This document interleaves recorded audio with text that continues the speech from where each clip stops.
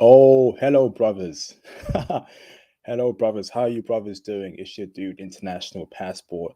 I hope you all had a very wonderful Merry Christmas. And I hope you have a Happy New Year.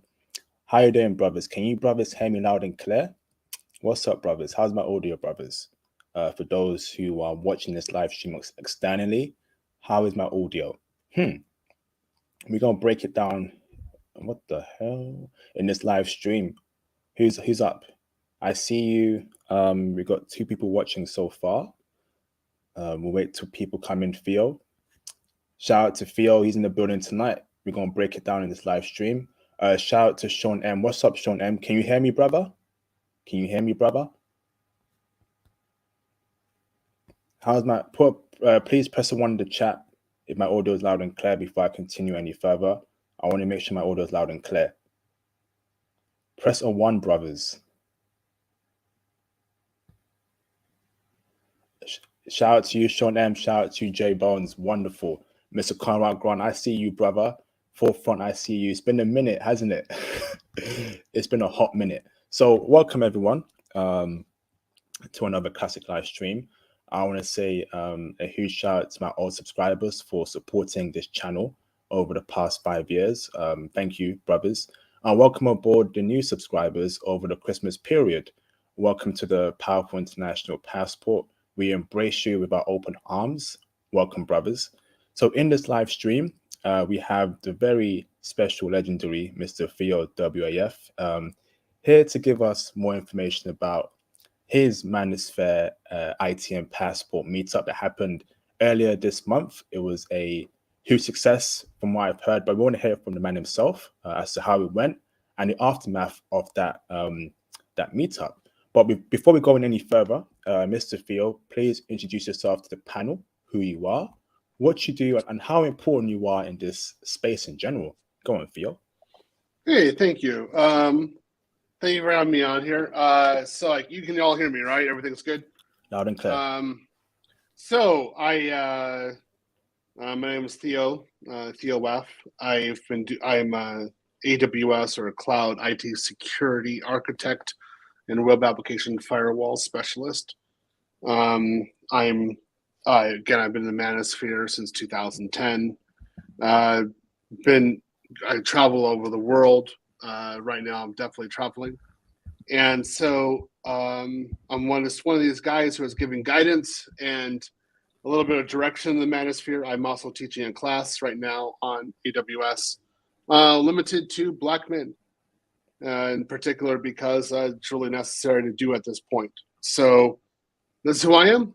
I'm open for your questions. I funded the Manosphere meetup, and it looks like it's been rather successful. So we'll talk about that, and we'll talk about what's going to happen next. Thank you, Theo. Great introduction, Theo. Wonderful. So as Theo has made it very aware, there was shout out to you, Mr. East Coast Kev, for the $5 super chat. Thank you, brother.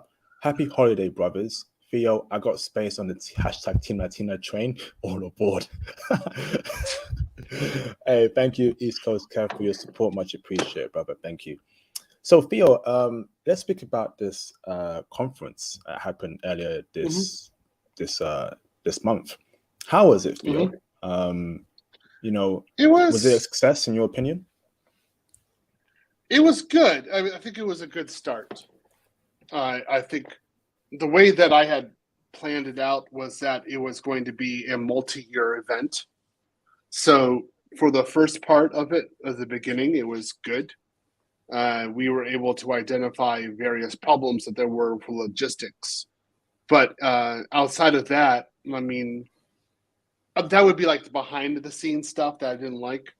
But for the people who attended, it was pretty smooth. They got to go there, they knew where to go, sat down, they were able to talk, they were able to communicate. And then the next day, again, things worked, lunch worked, we were able to do some labs, we ought to make content, and then after we ought to go out and have some fun together. So that was good. Nobody got lost from the airport to the Westin. That went well.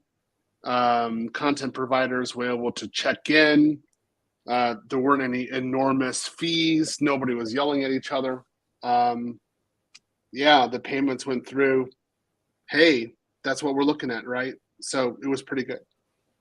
Wonderful. In terms of it being cultural, do you feel like it was a turning page for Black men in this space? You know, I feel like when you do a conference like that, Theo, right, and you pay for it, you have people come up in person. Was that? Do you think that was a turning page for those Black men, and even Black men who observed from a long distance? Was that a turning page in our careers and in our lives personally as to us going to the next step? Speak on that, Theo. So I would say many of the attendees said yes, there was a turning page. I'm a little bit more critical. Okay. And so I want a little bit more results. And that's what we're working forward in the class right now. And that's actually rather successful so far. So I'll say that it's more of a turning of a page if I'm able to get certain people into doing IT cloud work. And these are people who don't have that much experience. So right now, there's one guy who's actually going through an interview process, and I'm talking with him about it, and he's learning from me about how to do this, and he's gone through the certification process.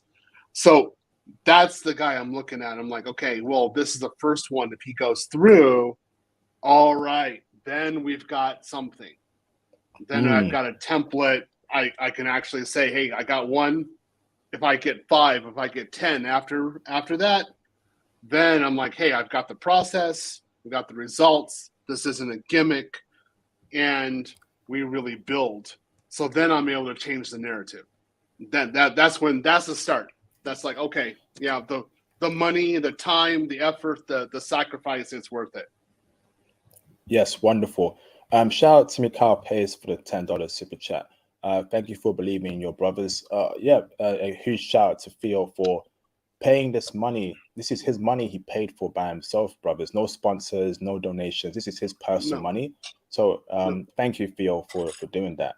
I am inclined to believe that it was a success in my opinion. And let me tell you this why, Theo, and those who watch this, right? 2022 has to be a turning point for Black men worldwide in terms of finances, in terms of living good lives, you know? And over the past 2 years, I've seen the pandemic wreck a lot of Black people's lives financially, socially, physically, mentally, and it's been very sad to see. But I always say this, right? Only you personally can change your life. No one can do it for you, right? If you want to actually be like in Theo's position, you know, being an architect or something like that, you have to study for it. You have to actually put in the work. And when I see a conference like that, where we have the actual person himself, Theo, show his credentials, what he does, that's an image for brothers to emulate themselves after. You actually have the figure right in front of you. This isn't no cap. This ain't no hologram from Star Wars. This is real life, brothers. You know. So to me, I feel like it has been a turning point in this movement. Personally, this is the first ever Manosphere meetup of this scale where we've had someone pay this amount of money and got a bunch of brothers from the country to come in. Wouldn't you agree with that, Theo? I'll agree with you. You're not the only one who's saying that. And so I take it as a compliment, and I'm like, thank you. And there are guys who are actually now talking a lot. There's a lot of buzz, but now they're actually talking business deals, and they're actually networking with each other by far better. And they actually are to see each other in the flesh. So in that way, to those members, it did change the narrative for them.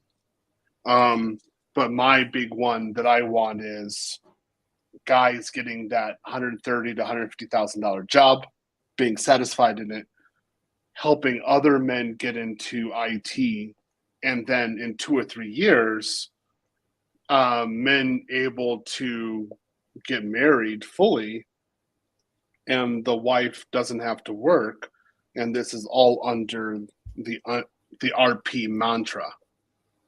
If that kind of stuff happens, if it's either domestic or if it's with passport would be particularly good. If we can get that kind of movement going on, yeah, then we have, as far as I'm concerned, yeah, the movement is correct. We've got it.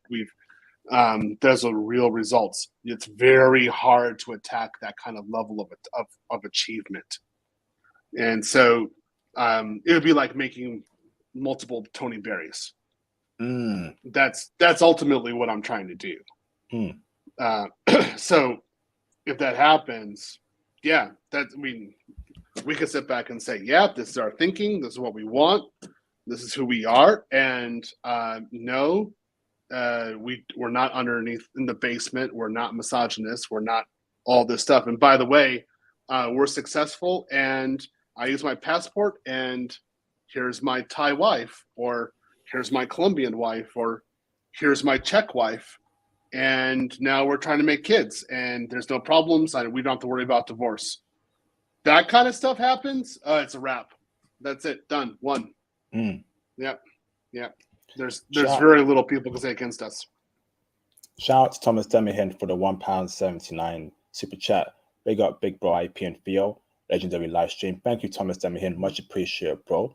Thank you for that, Theo. I want to hop on the essence of changing the narrative, the narrative, showing the world that black men are not a bunch of Pookie and Ray Rays, gang banging thugs that listen to rap music all day and say the flipping N-word in every 5 seconds in a sentence. You know, so when we see brothers in suits discussing IT, discussing business deals, discussing the future, we want to change the narrative, brothers. And that's why in my end of year live stream in 2 days' time or tomorrow, I'm going to be harping on about what's next for us. Yeah, because women are great. Having a beautiful woman is great. But what matters in this world is wealth, riches, and stability. And this is what black men should be striving to acquire at all costs. You know? Yep.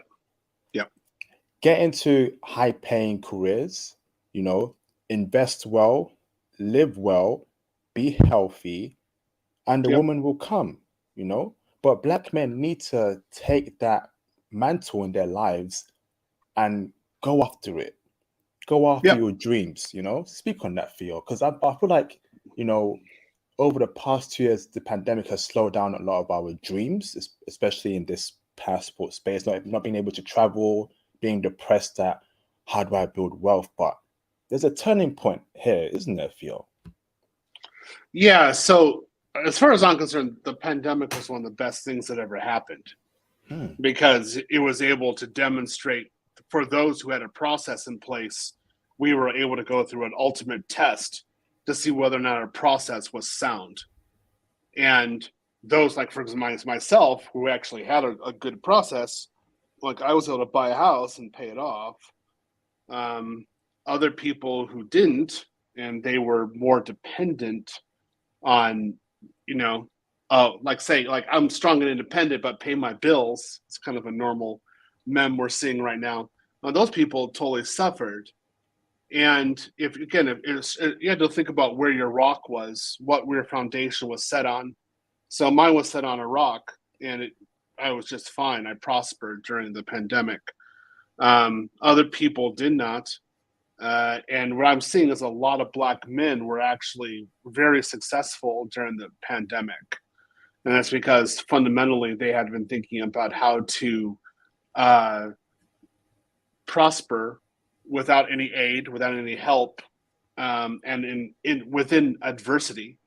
And they're doing very well right now. So I got to put my hands up to them and clap to them because they did a great job. So what we're talking about later on with this is like kind of what I'm doing on conference is, how do you survive a pandemic? What kind of work do you have to do? So you have to talk about being adaptive, and you got these guys who are coming together, and they're like, yeah, we want to know how to get into various fields, do crypto, do investments, no matter what kind of pandemic there is. We want to know, how to be financially sound no matter what. And these guys are putting the proper work and effort into getting this done. So there's a lot of money that is being made by certain people out there calling, like I would say, misandry against Black men. And this is ridiculous. And we've had to crawl out of this for how many years? Like for 30 years now. And now we're finally able to carve a space where we're able to say, enough's enough. This is who we really are. The problem is with you, not with us. We're fine. We're doing very well. We don't need government. We don't need bailouts. We just need the opportunity to work, and we are working, and we're making successes for each other. So we're the ones who make our own narrative for ourselves. It's not other people. Yes. And let me add to that point there, Theo, as well. I feel your pain. I feel your pain in that statement there, Theo. I feel like we've been attacked as Black men, as we've been grouped as a single type of Black man, that we are all thugs, we're all lazy, we're all pookie and railways, we don't want to go after our dreams, blah, blah, blah. And it's harmed brothers like me and you, Theo. It's harmed brothers like Thomas, like Mikhail Pace, like Sean M., brothers like Tony Berry. It's harmed brothers who are actually serious about education, who are serious about building. But we've not had that platform, that kind of visibility to showcase the educated Black men, the Black men like Theo, who's a flipping cloud architect, But on the news, they'll show you that Black men are all rappers, we're all baby mama makers, we're all we're shooting up each other in the hood, all that nonsense. But they don't show you the Black men like Theo and the brothers who attended that Manosphere conference, which is why I'm saying that it has been a turning point for me. Because when I saw brothers in suits discussing business, education, that honestly, that almost made me cry, because I've not seen that kind of image, that powerful image, in the media in general, not on YouTube, not on TV. It's been a huge turning point. And F anyone that hates on this, man. If you hate on that kind of conference, you are a POS. You are a POS, no cap. I'm just sick of the hate that we get when we want to change our lives for the better. When we want to do great things, Yeah, I'll go ahead and comment on that. Other content creators have stated pretty much the same line, that we're either being attacked by our own brothers, or we're being attacked by the ones with whom we're sleeping. And this is pretty true. No other group has to deal with this. We have to deal with the people who should be on our side and who should be making families with us. They're the actual enemies. And it's like, what the heck is wrong with you people? So we have to create, again, with other content creators talking about separation, which is something I very much agree with. We have to create our own space, our own narrative, write it, demonstrate it, show who we are, create our own content, and make sure we manage it. And it's incredibly important to do, because we have to change the narrative for ourselves. There are too many people out there who are making too much profit, and too many, actually financial profit, over saying that, somebody like you, Tony Berry, Sean, J Bones, that we're all pookies and that we can't do anything. And now that's it. I mean, part of the reasons why I left the country in the first place was this BS. And then when I was in Europe and Japan, I was like, it wasn't like this at all, man. We were totally respected. And I came back in 2010 and I saw this. I was like, what the heck? But I knew to fight against it. But you can't, there's only so much you can go. So again, taking some Crimson capsules, over years, improving yourself, getting things together. And now I'm in a position to actually support other channels and support the narrative and say, hey, look, we know who we are. This is who we are. we are not defined by people outside of our community. We are defined by our own voices. It's, we make the narrative for ourselves, not anybody else. And so far, now after the conference, yeah, we're getting there. It's the start is really happening. Yeah, I'm happy. You know, this is what I'm saying. 2022, I personally believe will be the best year of our lives for every brother in this passport space. Let me tell you why, brothers. 2021 was just the starter, to everything. You know how you have starter, main course, dessert? 2021 was a starter. We were discussing different travel contents. We were discussing financial advice, crypto, stocks, and then to end the year, we had the dessert. We had the Manosphere conference. But next year will be the main course. Next year, we're going to see brothers take that leap from crawling to walking to running towards their goals. You know, I'm seeing the fire in brothers' hearts right now. Brothers are calling me up, international passport. I'm ready for next year. I got this going on. I got that going on. You know, I'm telling you, brothers. And it's a shame that we don't get the mainstream platform that we deserve. You know, every day I got to go on to, what's it called? The Breakfast Club, The View, whatever garbage black nation content is there. Always putting out the same message, the same brothers, the same rappers, the same thugs, etc., etc. But where are the brothers like Theo on that platform? Where are the brothers like Tony Berry on that platform? Nowhere to be seen. You know, a lot of forces are working against us, whether they're black, whether they're white, Latino, Asian. I feel like a lot of forces are working against us, you know? We only have ourselves in this passport SYSBM space. So wouldn't you agree, Theo? Yeah, that's actually very true. There's not that many other content creators who are talking about it. So what's really necessary to do is actually link up and talk about and share our experiences, because everyone else is trying to change the narrative of our experience, trying to say that we're doing something that we're not. And so when we are able to describe our own lives and put that out there, it not only does it change a story for us that we always knew, but it encourages other Black men to do the exact same thing. And that further liberates them from the matrix. This is exactly what we're trying to do. So when I was in Japan, this was very easy to do because we were in Japan. So the guys would come over, were like, see, look out there, boom, done. They were out dating Japanese women. It was just an easy process. No Western woman could say anything negative about the Western men because they were in the minority. They had no voice, whereas the Western men were out having a great time and enjoying themselves. Done. So that kind of narrative isn't anywhere that much, although we knew what was going on in Japan. And then we have successful families as well. And if it's very hard to attack that, and people want to in the West because they want to keep this narrative, again, like you're saying, of us being Pookies, Ray Rays, because that's where they're getting their money from.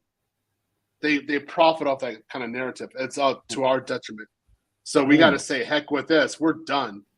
Like, this is who we really are, and this is what we really want. And it's like other content providers have stated, if we get ourselves together, we make the money. We put our bodies to good. We got the network. We got that high level man status over 5 years. It doesn't mean necessarily that Western women are wifeable material. No, there's still the same kind of problem what we had in the beginning of the journey. So that's why, again, personally here, we need to emphasize the passport movement, because this is really the way. This is perfection. I can't begin to explain how good the passport movement is. Yep. Yes, indeed. Thank you for breaking that down, Theo. So, Theo, back to your conference. How was your conference structured? What did you actually speak about? You know, we want to know more about it for brothers who missed it. Go on, Theo. So the first part was Friday night, and that was done a little bit differently because I wasn't really involved with the organization. So that was more speeches and presentations by various content creators. I kind of sat through it. You know, it was good. I mean, I didn't have any problems with it. I thought some of it was really good. But I mean, to be honest, I was standing up a lot and doing a lot of logistics work with the hotel, and like making sure things were running smoothly, yelling at people, "Hey, I need this, I need that. This isn't working right. Give me, what are you guys doing?" But for the attendees, it was great. Everybody loved it. So that was good. I mean, I was like, you guys are focusing on other things, not focusing on me. That's good. That's what I want. The next day, that's when things really got started for myself. So we did international passport first.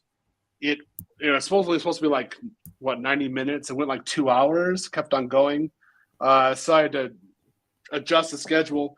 A lot of guys had a lot of questions about how to do it. Like, how do you execute international marriage? And I was straight out brutal to them and told them the exact method about how to really do it and how to really think about it. The kind of money required, where your power source is, where you get your money, where you have your legal rights, and then how to really think about long term. But in particular, when you get married and if you bring her back to your country, what are the first 6 months going to be?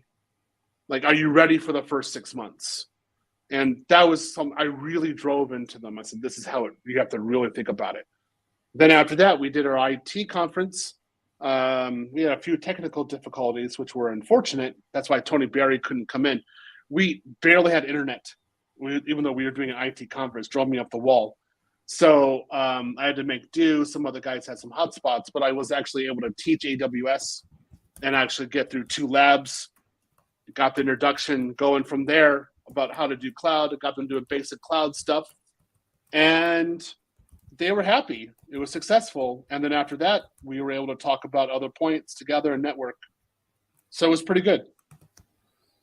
Wonderful. Wonderful, Theo. Wonderful. Interesting. So you had that in Atlanta. I know a weird place to have it in, unfortunately. It's not so weird. Let me explain why it was Atlanta. I've heard people complain about this, like, why was it Atlanta? And I'm looking at you like, dude, okay, you gotta think about this, all right? A lot of the guys, there were a number of guys who came there who were local to Atlanta and who barely had any money. Like, there were some guys who were definitely working part-time jobs, or like they were just doing minimum jobs. So my conference was more or less designed for them. It was getting that key demographic, the guys who were like, hey, I want to do cloud. I want something different, but I don't have the opportunities. I'm not going to go to university. I don't want to hit the debt. What do I do? So that's why I put it in Atlanta, was for this demographic.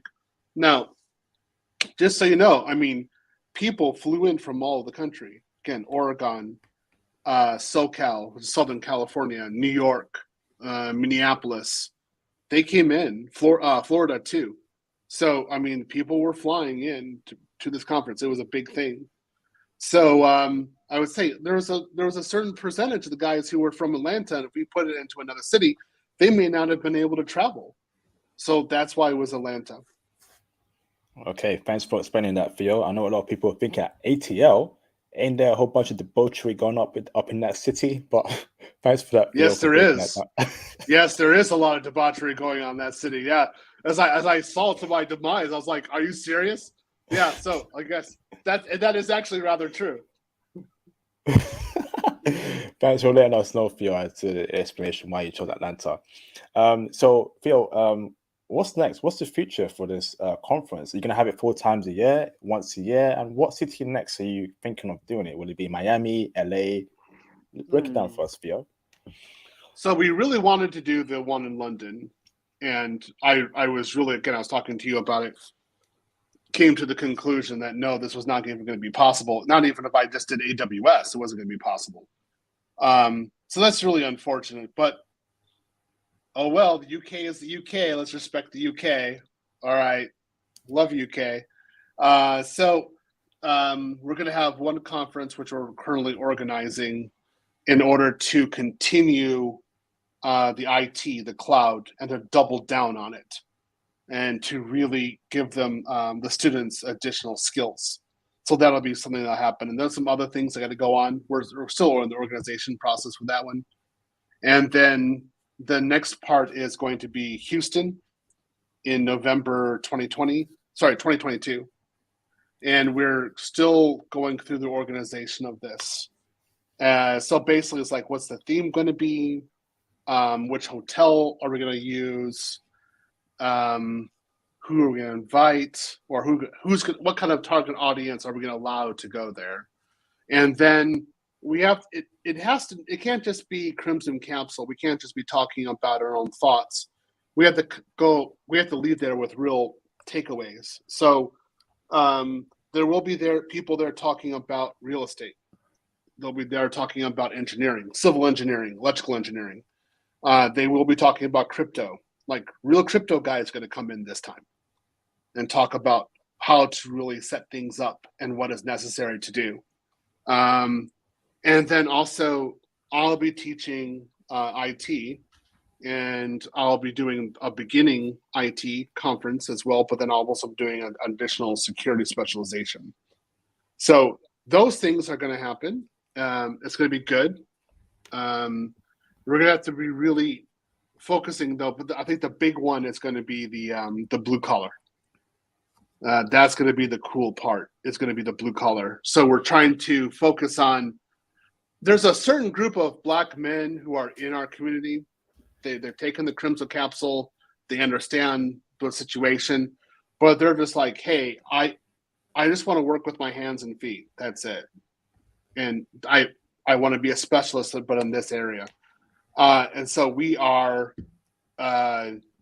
trying to organize how do you get training and job opportunities for these guys. So that's going to be a big one. If that can be pulled off, oh yeah, we're definitely going to be happy about that. Wonderful. Theo's out here doing the Lord's work. Thank you, Theo. Wonderful to hear that. Brothers, can we please get the likes up, or the singing will start? You know, it seems like you brothers love my singing. That's why you purposely don't like my videos. So get the likes up, brothers, within the next 5 minutes, or the singing will start. The singing will definitely start.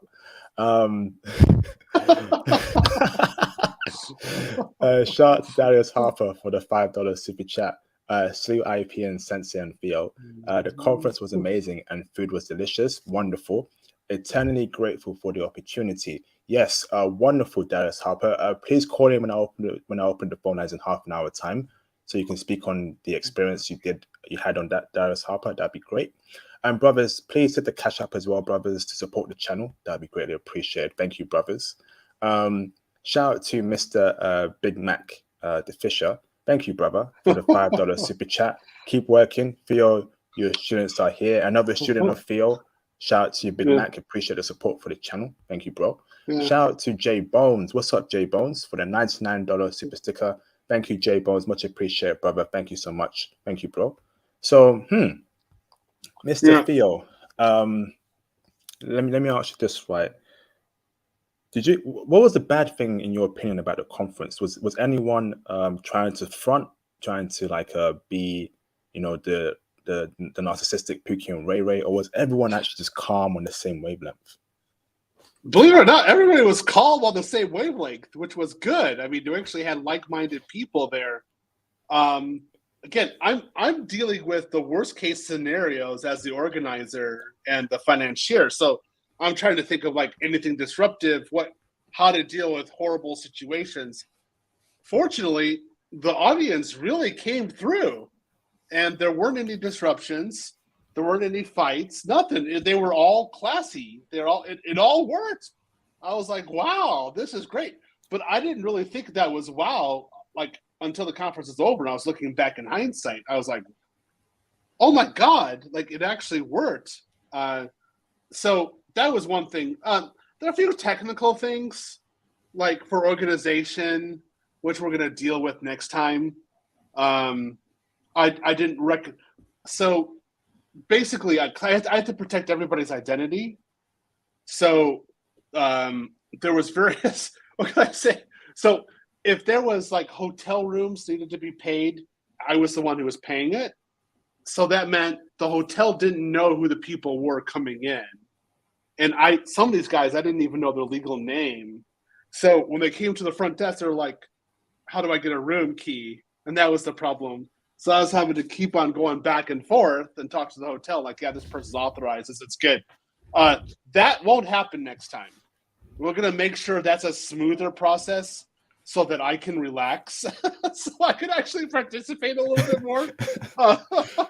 Yeah, because it was good for them. They were happy. They got there. They got to get checked in. But I was fighting with people saying, "No, I said this guy. He said the code word right.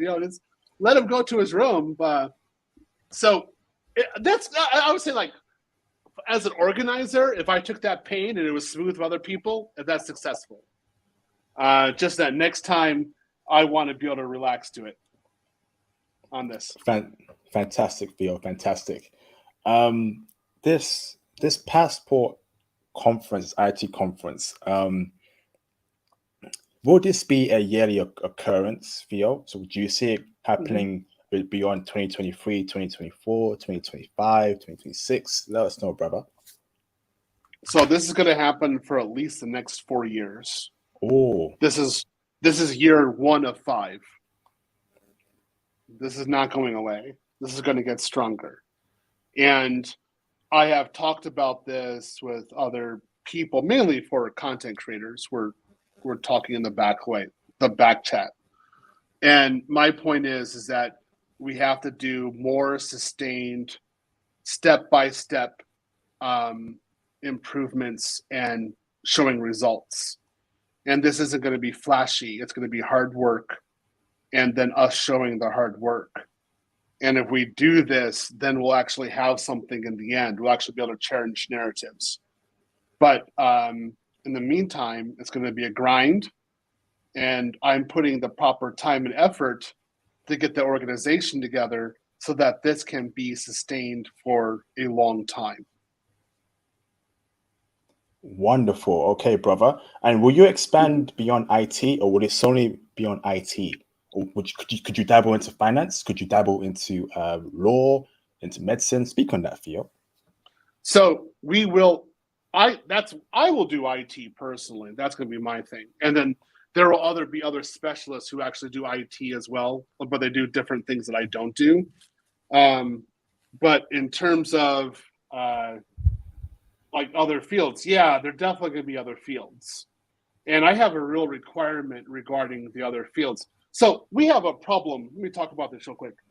There is a problem in the Black community, if I should say, of people saying, hey, I got successful. If you want to know my success, pay $200. Or you have to pay this certain amount. And my problem with this is, I've talked about this in other areas, is that a lot of guys don't know whether or not they want to do it in the first place.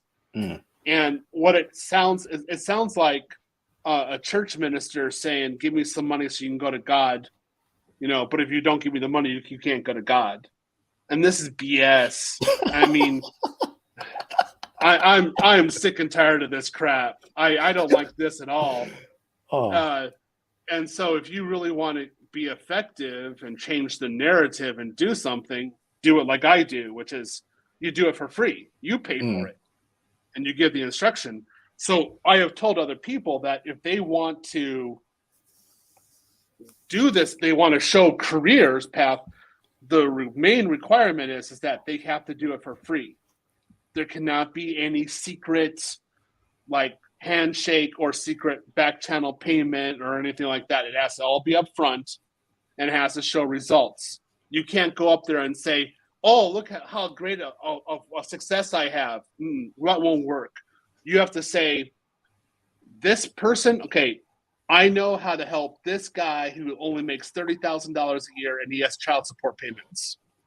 Like where you are, without you spending any money, just your time, I can take you from that to making over $100,000 a year, these are the steps that are required. I'll help you out and get this done for you, or I'll work with you. You got to put in some work, but I'll work and show you the path how to get out. That's the requirement. So they're going to talk about real estate. It has to be something that they can get an Excel sheet out and say, this is where you go. This is what your costs are.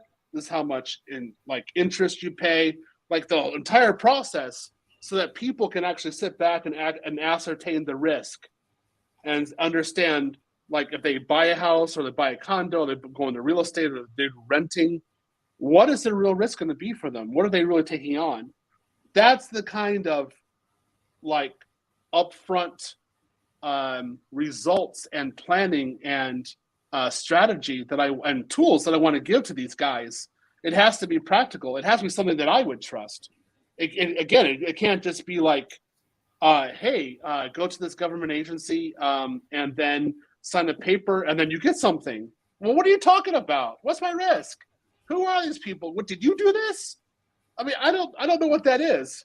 But if we get a process and then the people who are there don't have to pay any money and they can see the step, then it's more believable. It's more genuine. So that's my real requirement for people who show this or actually do job placement, job training for these conferences.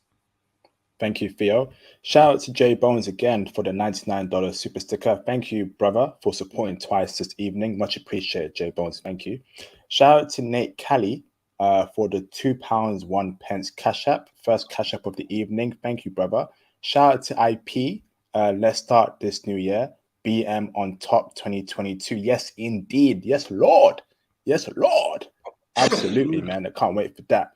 Let me check the lights real quick. The lights can be better, brothers. The lights can. Theo, is it? Should I sing, Theo? Is the lights too disproportionate? All right, brothers, please, can we get the likes up, brothers? Please, brothers, get the likes up. Sorry, at least 80. All right, within the next 5 minutes, okay, brothers. Thank you, brothers. Shout out to what the flip is going on there? This garbage laptop. Shout out to Volcanus for the $10 super chat. Salute IP and Theo. Salute to the chat. Like, share, subscribe, hit the notification bell. Yes, indeed, brothers. Brothers, please, brothers, I need your support. 2022, we gotta go through full throttle in pushing out this international passport movement. I can't do it all by myself. I need your help as well, brothers. So liking the video, subscribing, sharing, and definitely commenting helps YouTube push out this content to other brothers who need this intel. Thank you, brothers. Shout out to Mr. Conrad Grant for the $2 super chat. Big shout out to IP and Theo, the legend, for the stream. Yes, indeed. Thank you for that, Conrad Grant. Much appreciated, brother. Thank you so much for your support over the last few years. 3 things in this world are certain, Theo: death, taxes, and Conrad Grant always supporting every live stream. Appreciate it. I was going to say women complaining about something. That's what I'm really anticipating. Yeah. So Thomas, thank you, Thomas. Thank you for being even more consistent than women complaining. Good job. I appreciate you, Conrad Grant. So, Theo, I'm super excited for 2022. What are you excited about in 2022? I have a stream coming up in the next few days as to end the year, but I want to know, actually, and hopefully you can make it, Theo, in that stream. But I want to know, Theo, what are you excited for brothers or yourself for 2022? And what should brothers focus on? What are you excited about? Speak on that, Theo.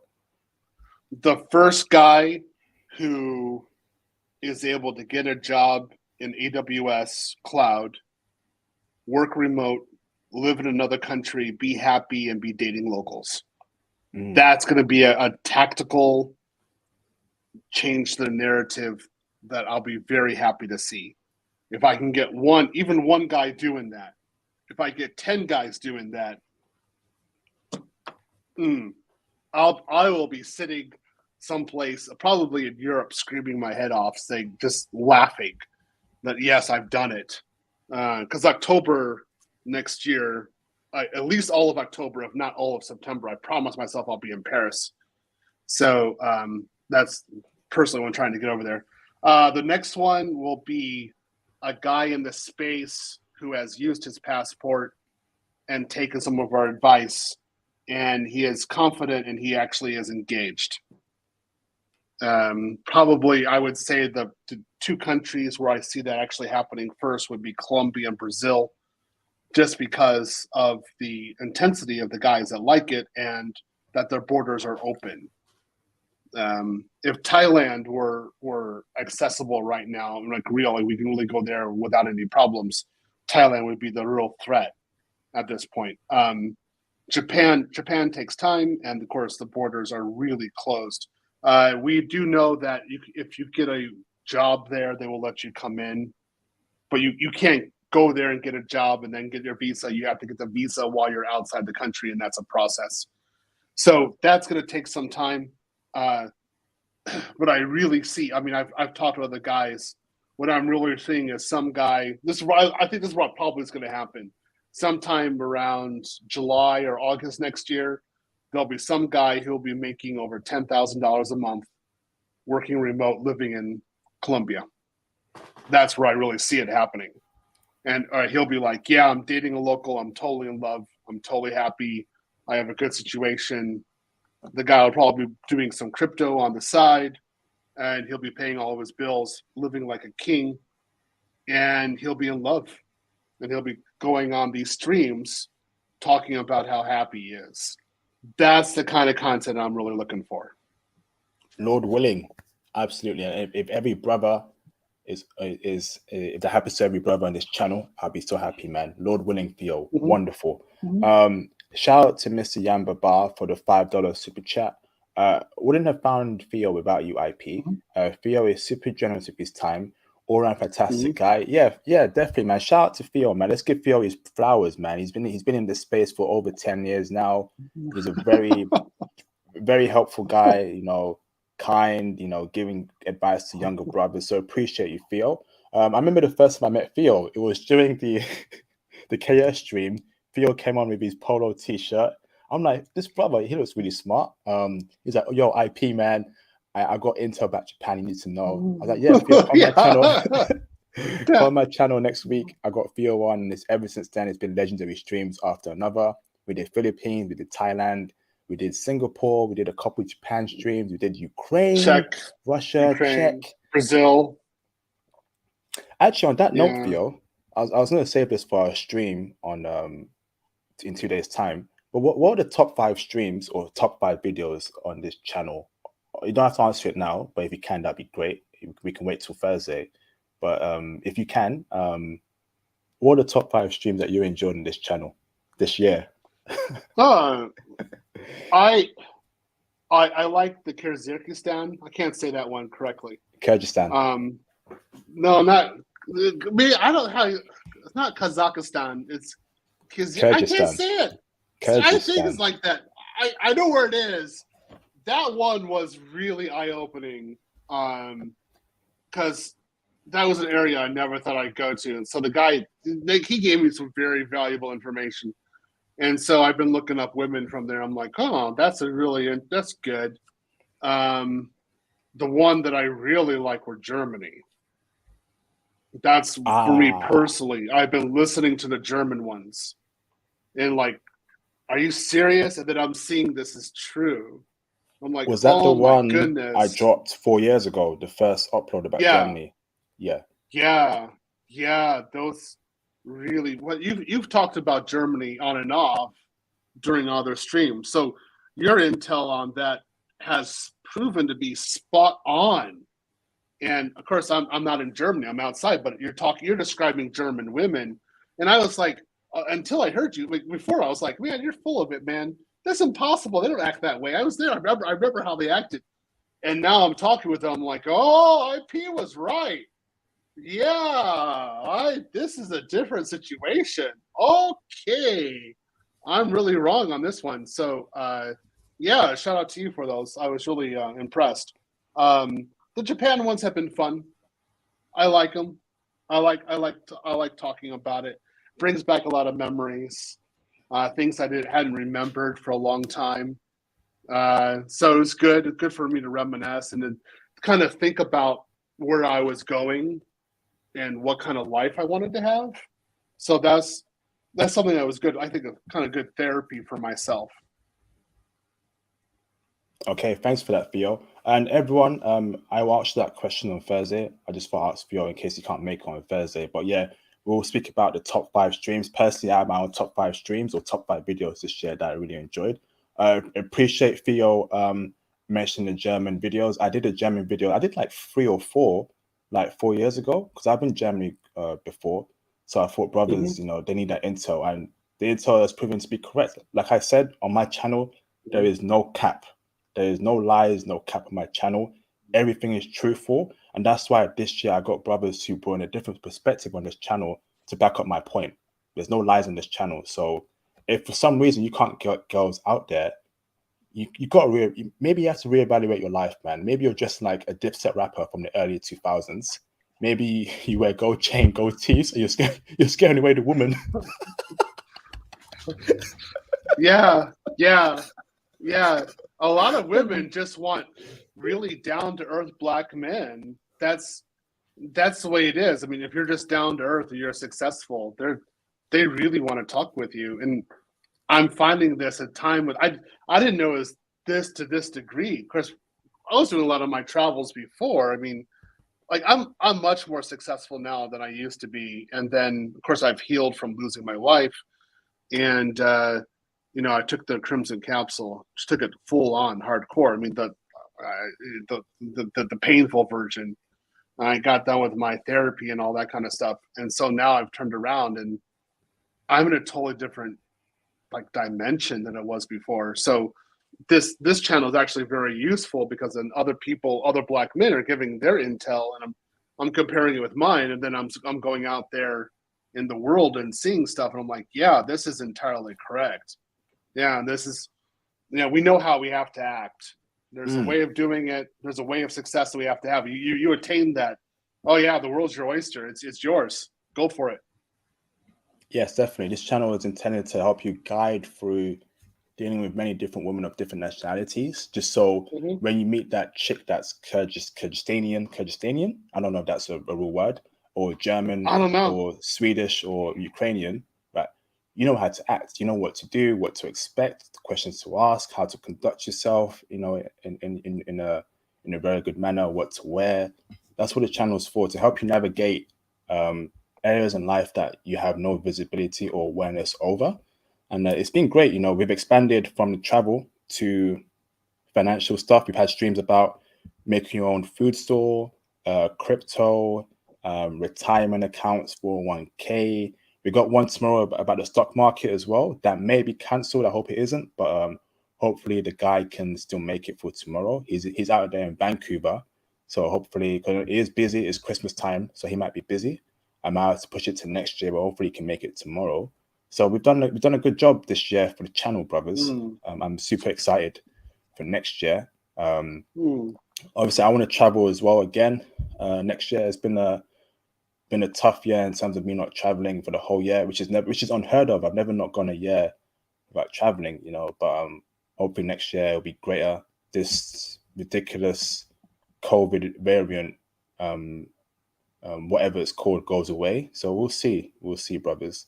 Happy to have Theo this year. First time I met Theo was this year, back in May or April, and it's been a roller coaster. It's been a roller coaster. So thank you, Theo. I want to give you your flowers, your props. I met you this year, mid this year, and it's been a great time, man. Anything else you want to say, Theo, before I open up the phone lines? I think it's the channel's been great. I think the unholy trinity that we got here of Tony Berry, Sean, J Bones, you, a few others, myself, were able to give incredible levels of intel and actually drop something that is, this narrative, or actually show what's important. I think it's extremely important that Tony Berry is married and happily married and has children. So having that kind of guidance on there is actually extremely important, because you can't knock on that. He's a high value Black man, happily married, uses passport, essentially, speaks the language, happy, reproducing, not going around doing crap. He's a father. This is what we need to have. We need to have more of this, and guys, out there talking with other, women of nationalities. Sorry, women of other countries, and sorry, I've lost my concentration. And having successful relationships. This is what it's going to be about. We really have to focus this for the future. So when this happens, it's going to be great. Yes, indeed. Thank you, Theo. So, brothers, I'll open up the phone line. So please ask Theo about the conference. Any questions you have regarding the conference, maybe some career advice regarding AWS, whatever. And then we can maybe go off course, but we'll see how it goes. But keep it on topic, the conference. Before I do so, brothers, please subscribe to the channel if you're not subscribed to already. And when you subscribe, hit the notification bell to all notifications, all alerts, so you never miss an upload, live stream, or post from me. Hit the like button as well, brothers, if you have not liked this video already. I am on Facebook. If you want to join the Facebook group and intermingle with other high value males, here is the Facebook group, brothers.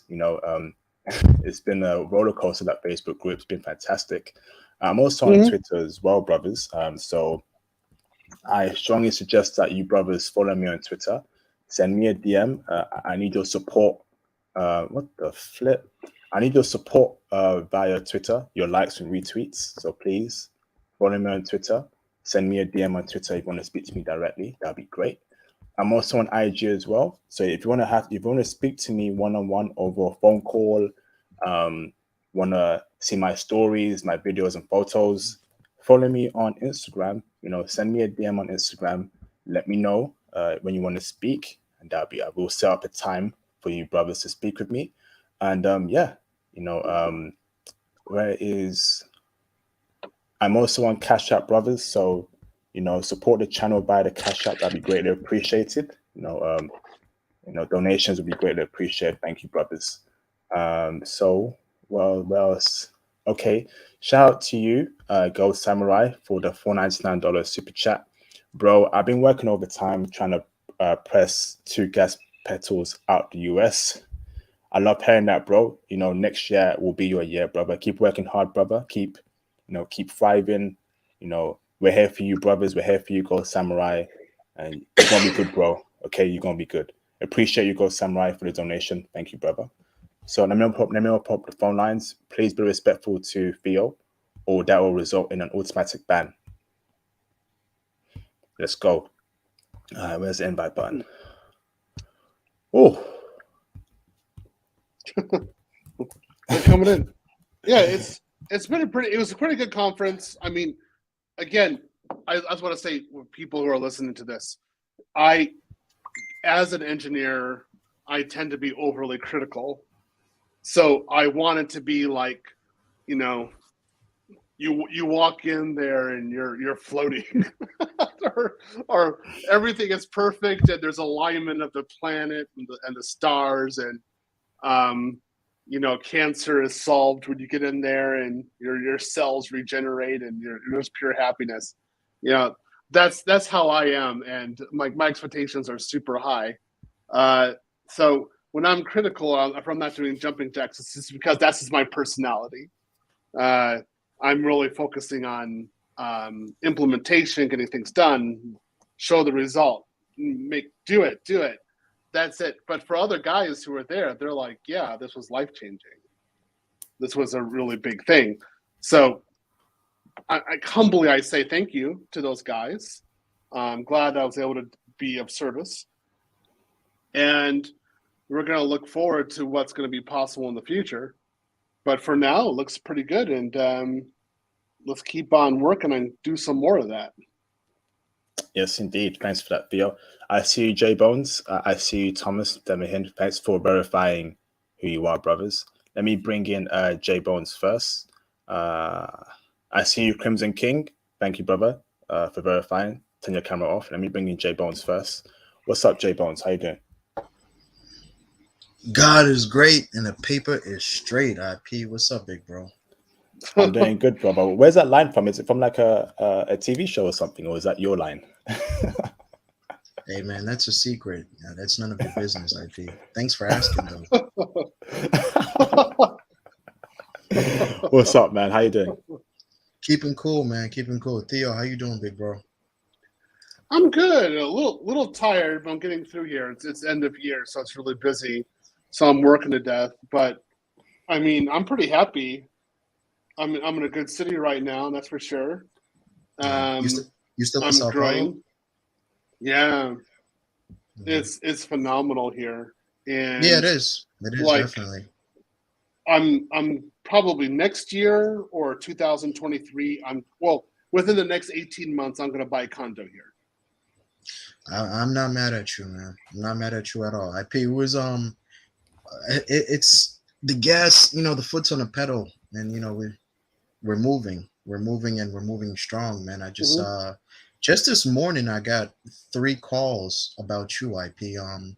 One of the brothers that joined the channel last month, he called me, he said, he just booked his trip. I helped him up. I was up all night trying to help him decide where he wanted to go. So he finally decided that he's gonna head off to Athens, Greece. One of the other brothers from Toronto just called me yesterday too. He just dropped off in Limon, Costa Rica, and we got another brother who's actually heading to, I believe he's actually heading to Brazil too. So yeah, the gas, foot's on the pedal, man. We're moving, and I'm glad that IP, you're such a big game changer, and I was actually trying to explain to guys about Theo holding a conference in Atlanta.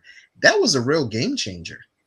That's the Mm-hmm. best place. That was the best. Yeah, it's true. Atlanta is pretty much the closest thing to the devil's playground on planet Earth, no doubt. Yeah, I was I'll tell you one thing. I was very disappointed because I was on the phone with Theo, and when Theo told me the date when he was doing it, I was like, "Damn, I just left Atlanta. Like I just left a week ago too." So I was pretty disappointed, but I'm glad. The word on the street is that a lot of the boys got things done. There was a lot of work that got done, Mm-hmm. and yeah, I'm really happy about that. IP. You put plans together, and you're always glad if everything is it comes together. But Atlanta was the best spot. A lot of people don't know Atlanta's a black hub. It might be Mm-hmm. crazy, it might be the devil's playground, but it's the black hub of America. A lot of business goes on. Mostly, a lot of people don't know Atlanta is technically the black mecca for America. It's not Mm-hmm. yeah, it's a lot of rich black people that live there.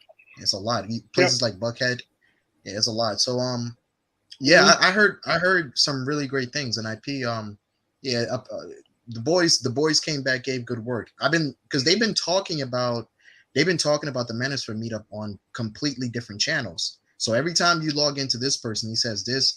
Every time there was another brother on one of the Manosphere channels, he said he went and he had an excellent time. He got a lot of information. So what we needed to get done, we got done. Hopefully next time I can show up too. But yeah, great job with that one, Theo. And we got Thanks. big plans. Yeah, yeah, great job. You boys pulled it off, man. 6 seconds left on the clock, Yep. Michael Jordan. Yeah, 6 seconds left on the clock. Michael Jordan hits the game-winning shot. Yeah, you boys pulled it off. So great job, great Yes. job, Theo. Yeah, I thank you so much. And I have to say hats off to a lot of the guys in the mix who actually really helped me on this. So again, there's this guy named Eric, and he did a lot of the organization in the hotel, but also the expansion. The reason why it was expanded the way that it was because of his advice. And then there's Will. He did all of the audio. And what we found out was that we needed more of Will. So he did his job. We needed him to do more recordings. Because I told IP before, I said, I'm gonna give you content. That didn't happen because we didn't have enough Will. We didn't have enough sound guys. So we were running pretty hot there, trying to utilize all of our resources. So that'll happen next time. I do want to say one comment. people have said, why didn't you host it in Austin? And my point about this is, why would we ever hold it in Austin? Okay, so I have the money to stay in Austin because that's where I live, but there aren't that many black people there. There's virtually no black people in. Yeah, there's no black people in. Yeah. I don't understand what people were confused about IP. A lot of people were complaining, but that just sounds like another episode of Black People complaining, but they have nothing to do with actually putting together.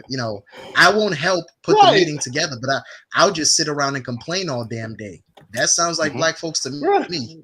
Yeah, that sounds like black folks. I mean, just think about it. Once the word got out that Theo was putting so much money into the meeting, people were complaining even more.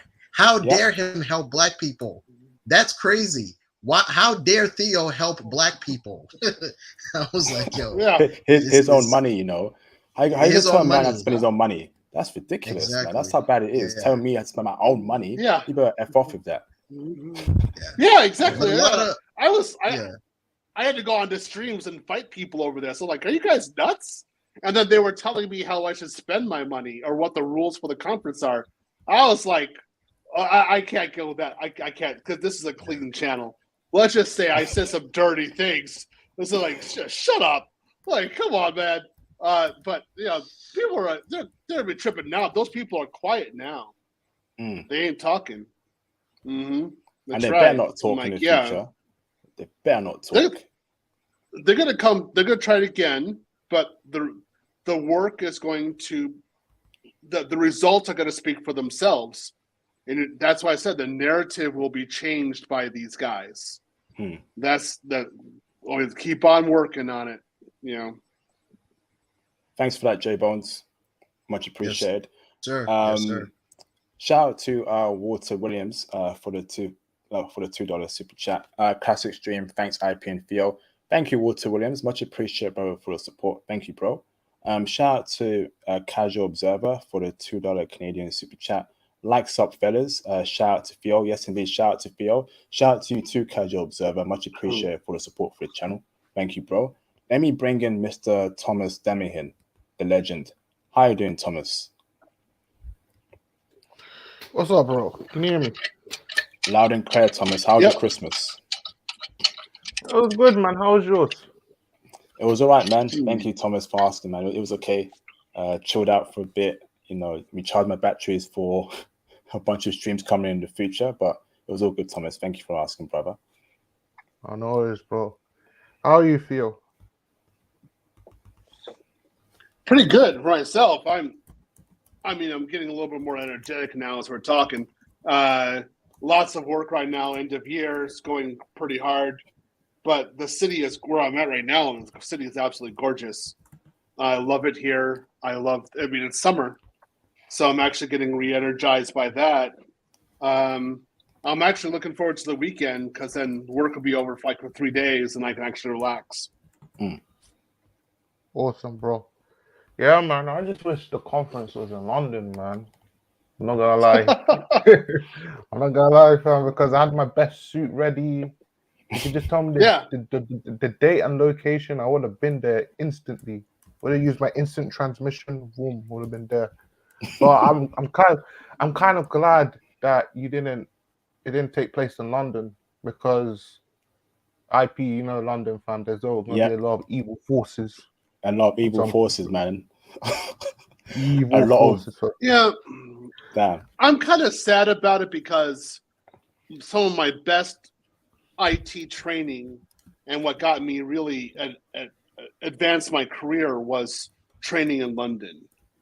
So I really would have loved to have gone there and actually taught IT, and actually helped guys get an advancement. And then also, of course, my career started in Japan, but it was with Englishmen where my job was started. It was Englishmen advising me, and it was also Englishmen promoting me and hiring me and protecting me, particularly in the beginning. That's actually how I got my leg up, my foot in the door.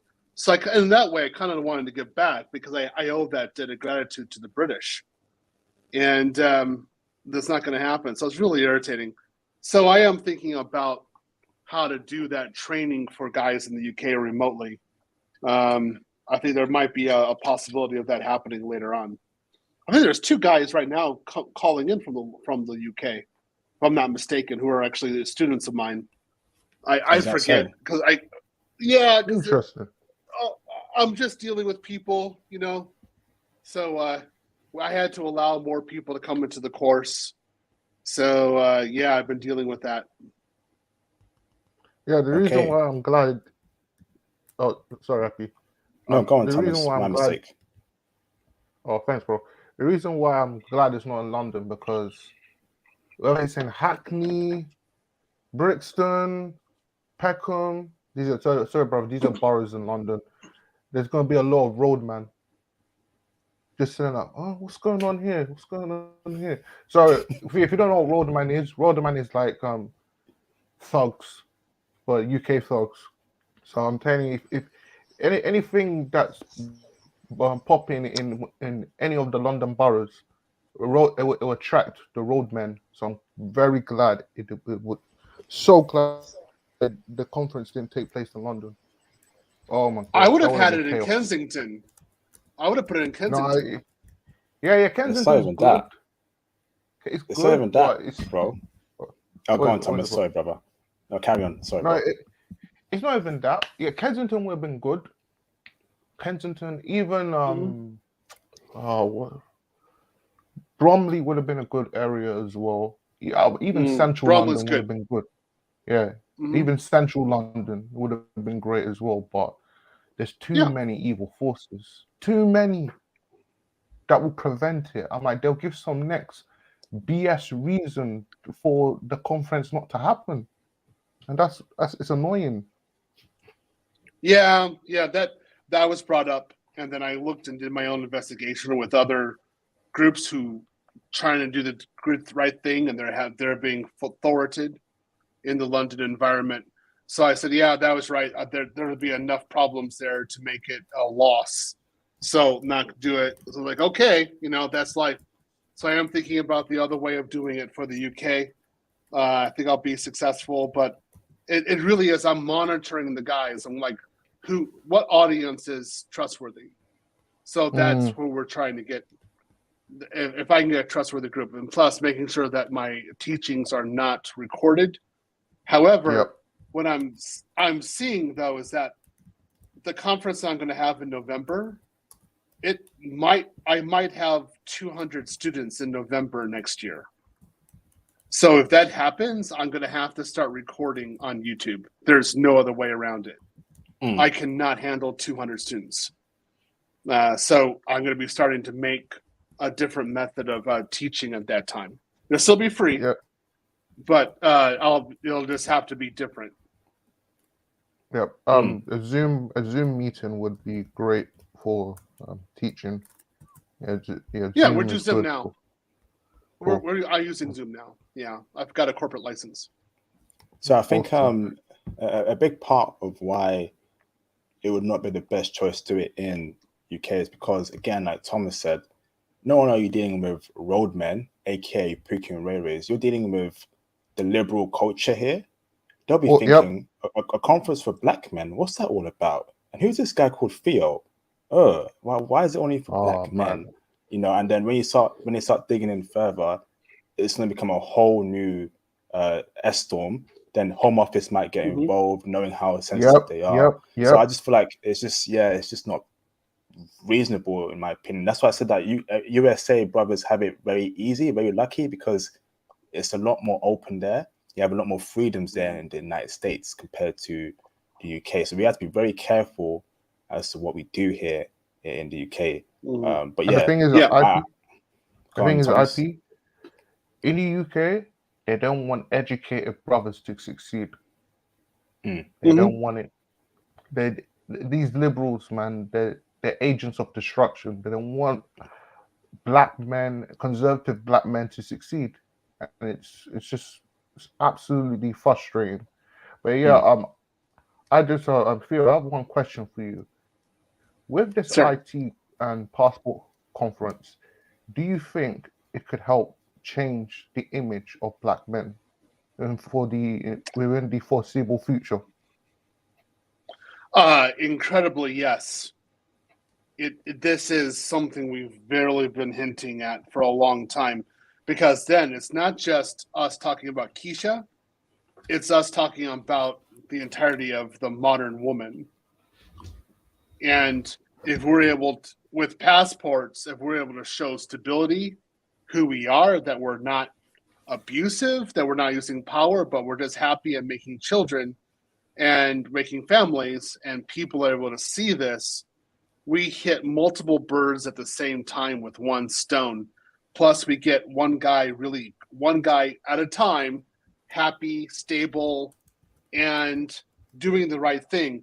And it can't be the simps doing this. It actually has to be people taking crimson capsules. And if this happens, this is going to be great. So, yeah, the narrative changes. You know, it's not going to just be Keisha who's going to be complaining about this. It's going to be other ones as well. You know, Brittany, you know, some others. Like, what the heck? But see, this is already going on in Asia, but they don't talk about it because most of the time this is white men doing this. That's what I was used to. So white men going to Asia and making families, that's well known. I mean, that's no big deal, right?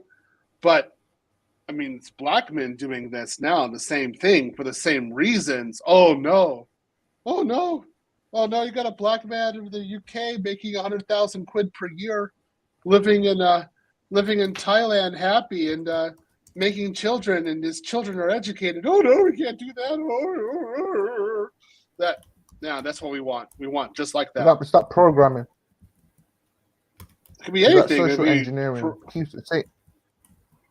Is that social engineering? Saying black men know? Oh, sorry. It's a narrative that we don't control, and when we do control our narrative, we're going to be minding our own. We're going to be creating our own destiny, but also we will be able to reach out to other men and show them what is possible. That's the big thing. I'm going to say no. This narrative, what the media is saying, this is what the black men are. This isn't it. This is who we really are. We're making it for ourselves. We're not having any corporate backing, no money here. It's us talking about it by ourselves, which is exactly what is necessary. We don't own our own narrative. We have to make it. Yes, indeed. Great questions there, Thomas. Is that it, Thomas, before I go on to the next caller? Yeah, that's it. Thanks, bro. Thanks, Theo. Thank you, Thomas. Much appreciated, brother. Thank you, Thomas. Let me bring in Crimson King.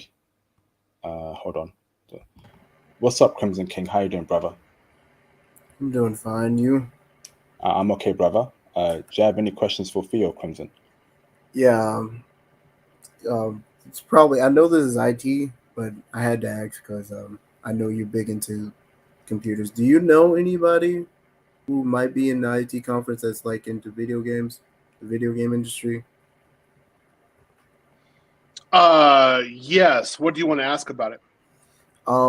Like, I just wanted to know like what it would take to I guess to do video games while you're traveling, or how to get into the industry, or what kind of portfolio are they looking for as far as any video game company goes?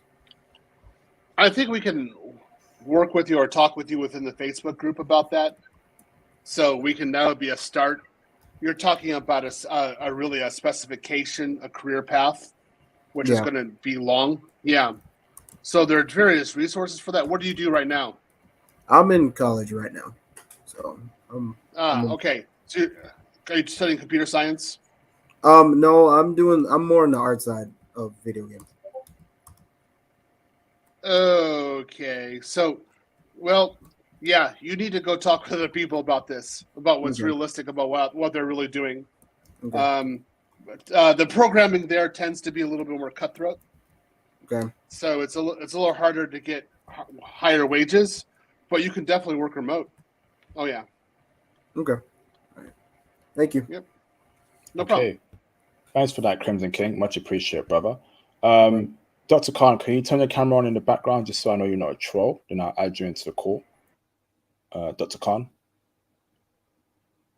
Big Mac the Fisher, you're verified, brother. Thank you. Casual Observer, can you turn your camera on in the background, brother, just so I know you're not a troll? Dr. Khan as well. If you can do that for me as well, Dr. Khan. Casual Observer, Dr. Khan, you got to turn your cameras on in the background, just so I know you're not trolls. And then I will add you on to the panel. You can turn your camera off before I add you on. Yes, Casual Observer, you're verified, brother. Thank you, bro. Turn your camera off, bro. Dr. Khan, we're waiting on you. While we do that, let me add in Big Mac the Fisher. Big Mac, do you want to turn your camera off or do you want to leave it on? Okay, thank you, Big Mac. Let me bring in Big Mac. What's up, Big Mac? How you doing, brother? Hello, everybody. How's everything? Hey, Theo. How's it going? Hey, doing well. Doing a little good. Waking up a little bit more. There you go. It's gonna be crazy. It's gonna be crazy tomorrow. I can't believe how much work I'm gonna go through. Oh boy. IP, this is my first time on the channel. We were in the study group. We're all students of Theo, and we were in the study group. And someone dropped the link that you were on, so we ran over to see the live stream. I do have a question. My mind has really changed recently getting into IT. I see myself, continually learning. I really enjoy it. I'm a year away from retiring in what I'm doing now. So the opportunity to go into IT, I think, is phenomenal for not only the mind expansion, but the earnings potential. What I do, if any of you brothers are familiar or have or knows, I have a 6-year-old son and a 7-year-old nephew that will more than likely, come into my household. I think the best approach for young Black men today is to be global citizens. What do you all think of that? We were actually speaking about that in the study group, Theo. We had a study group that ended just before I came on. My 6 and 7-year-olds to be international citizens, to be global citizens. So the way that I think about my identity is that I've got 2 identities. I've got my international Theodore and my domestic Theodore. And what I actually had to do, one of my big events that happened was that I merged them a bit closer together. I pulled them closer together. Or you could say basically I merged my American self into the international one. And I said the international one is my identity. And that's why I started acting international when I was in the States, which was new. But before then, I was like, when I was in the States and then I was abroad, I was literally like 2 different people. So you have to, I would say, definitely want to have the international identity, because man, you're a Black guy and you go to another country, and it's not with the U.S. government, not something like that. I mean, it's you, the language, and the culture, and those other people. When you experience this, man, it changes you. And the way the narrative is, how they treat you, you wake up on so much. I remember when this happened. You just wake up, you're like, wait a minute. They treat me, I'm a different person. And then you start thinking like, why do I act that way in the United States? Like, what's really going on? And it really opens your eyes. So I would say, yeah, definitely. You want to get those guys out of the country as fast as you can. I mean, I'm not talking like go to school someplace else like sayonara, 1 year abroad, you're like 9 years old. No, let's not do that. But I'm talking like, like say with you or family member, 1 month in Europe, 1 month in Asia or South America, just to see what it's like, just to be normal. Buy a Snickers. There's Snickers here. Buy some Doritos, and then maybe buy something else that somebody else makes, and then talk with people and see how they get treated. And then you say like, wait a minute, there's a lot more to this. And if they do it that way, then they'll get liberated. They'll actually get removed from the U.S. bubble, which one of the biggest problems I have with talking to people. They have this bubble. And I'm just looking at them like, oh, what is wrong with you? They're like, everything, this is the way it is. I'm like, no, it's not. None. Stop it. Yes. So that's my advice. Yes, of course, of course. I look forward to my free time and thank God for, meeting you and the other creator, Nate, that bro, you don't understand how grateful I am. And, again, your flowers, Theo, just to think of the war chest that will be mobilized, the political activity that will be mobilized from all of these conservative Black men. Before I married, my passport looked like a bowl of Fruit Loops. I mean, I've traveled to a lot of countries, and being a military veteran, I've had exposure to a lot of places. And yeah, this is something that after the first class, I started thinking that I got to get my kid out of here. He has to have comparative information. He has to have a world view because, I'm not saying I'm rich. No, I'm not saying that. I'm saying that with the resources I have, I think that it would benefit him to be able to at least entertain the world stage. Yep. Yeah, I definitely agree with you. And so if he's just able to go out and do simple interactions with natives, that will be the big change. And it has to be where he doesn't have American power. It's just him talking with natives. That will be amazing. That's what you really want. That's what really changed me. Like, again, that wasn't in the American native, sorry, the American narrative. I didn't have any rights. I couldn't vote. I could speak the language, kind of. I had to learn it. But I was at the mercy of the natives. That's when I really learned a lot. I was listening and I was getting different perspectives because they're like, I was talking to people who thought that America was 50% Black, and that all Black people were rich, or all Black people were prosperous. And I was like, wow, this is amazing. That Black culture was the only culture. It was the preferred culture in America. I'm like, whoa, okay. Let's talk with you. All right. Talking to girls who think you're pretty cool. And they're like, yeah, you speak another language. You're nice. You're tall. I want to talk with you. You're like, wait a minute. You're sitting in your head. You're like, why aren't the girls doing this back home? Because I'm the same nerd. I'm the same nerd here as I am back home. So why are these foreign girls? I'm the foreigner, but these domestic girls are talking to me, whereas the Black girls back home are not. What's going on? They need to have that question, and they just kind of sit back and think about it, like, whoa, what is that? And keep it going. Look, they need to see what the reward is of studying. Again, I talked about Anna when I was in Russia. I pretty much talked about that then on stream. She couldn't stop talking with me, and I was sitting back and I was like, "You're not friend zoning me. You're not saying that I'm a thug or something like that. You want to be ready at 7:00 so that I could take you out on a date." All right. That is so. I got something different going on here. We got to talk about that. That is something. It's my first time to Brazil was Sao Paulo, and I was on like a 40-day travel quest. It was Brazil and Argentina, and in Sao Paulo I met two judges. And you know how the judicial system is there. They have judges for everything. They were labor judges. And just the interest they had in me as a young man, just to say, wow, one, you can travel to Brazil. One, you're groomed and you're dressing pretty nice, and where you're staying, they assume that you're a well-to-do person. They assume that you have your stuff together. So, and where we take it for granted, and the women here, we're a resource. a well-to-do black man is a resource for women here. But you know, they invited me to a churrasco. That's how you say it, the barbecue, right?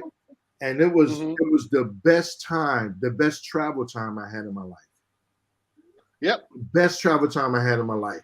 And it was just amazing. But I just wanted to say that. And also, IP, I hit you up on Twitter, instant message. Please add me. I will have some more questions. I'm following you. And I don't want to take too much time. I'm going to sit back and listen. But yeah, no, Theo, you did a good thing. Yeah. So I'm going to be talking about that on another stream. Hold on. I'm going to talk about another stream with IP about Brazil. But that's exactly what I'm having. In this area, people see me. They see me walking outside every day. They think I'm well-to-do. Well, I am.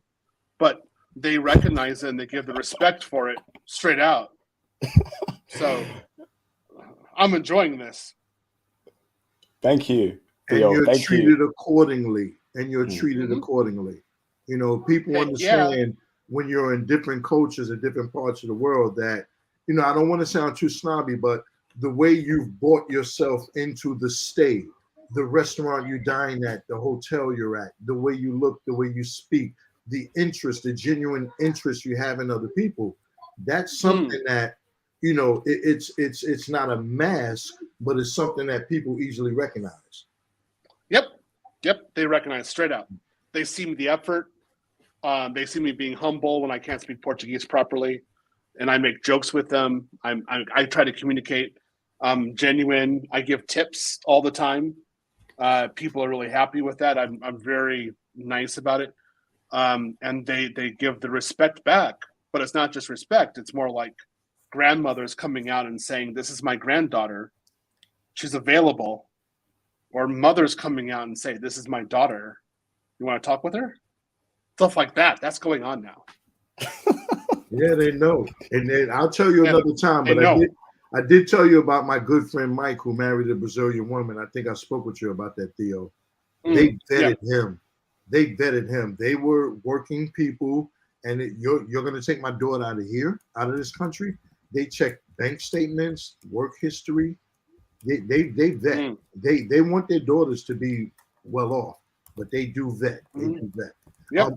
I'm going to drop down and listen, everybody. Thanks for having me up, IP. Thank you for reaching out, Big Mac. I'll be in touch with you soon, ASAP, brother. Much appreciated, Big Mac. Thank you, brother. Wonderful conversation there. John Wallace, can you turn your camera on in the background, please, just so I know you're not a troll? And Dr. Khan too.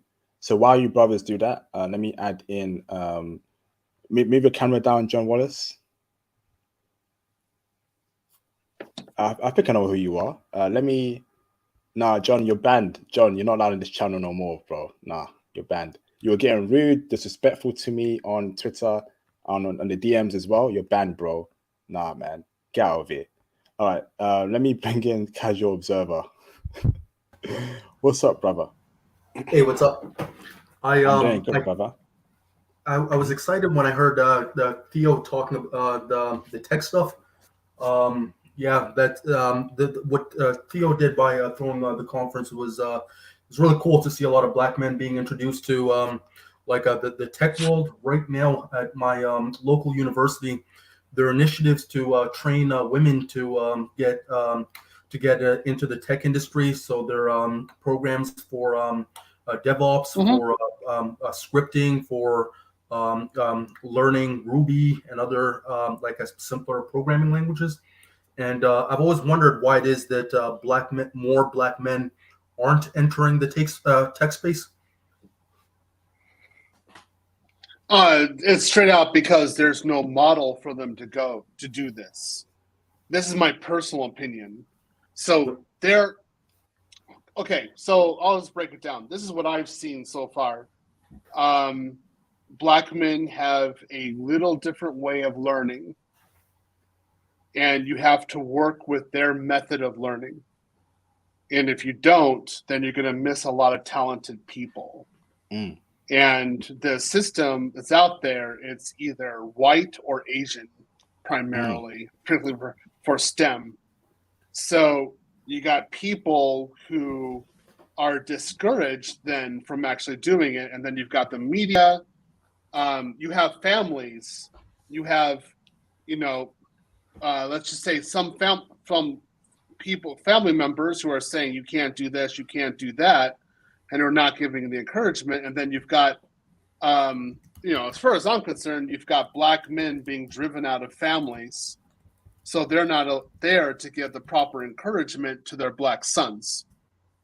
And then they turn around and said that, the man is being blamed for this when I know this is BS. I didn't know that in my own life. And because of this, you have that disconnect where ultimately the black male is going to sit back and say, I can't do it, or it's too great, or it's just not for me, when the reality is exactly for him. I mean, have you seen it when black men get confident and they're at anime conferences? I agree entirely. They're total nerds. They're nerds. They're hardcore geeks. Yeah. I recall listening to you on another panel where you described breaking down some of your mental barriers. Obviously, you touched on some of these points when you mentioned that black men have been conditioned to kind of see themselves as not necessarily being worthy or capable of developing some of these skills. Whereas a woman who's like studying like psychology or some other discipline may have the confidence to go out and actually learn how to spin up a Docker image, run a Ruby script, change some HTML or CSS, but a black man may think that it's not for him. Yeah, so that's going to definitely be there. But also, let's say like you got a scholarship involved, and you get like a black student into the university studying STEM, and the university is happening. They have representation with this black guy, right? And he gets in there, and he's not really talking to other black men in STEM. There's not that many there. There's not really that much support. And then everybody's telling him like you're gonna fail, or they're not really being encouraging. I saw this myself when I was in university, and so a lot of times these guys sit back and say I can't do it, and then if they go out of STEM, they may not know necessarily where to go, and they're like, well, I don't want to continue.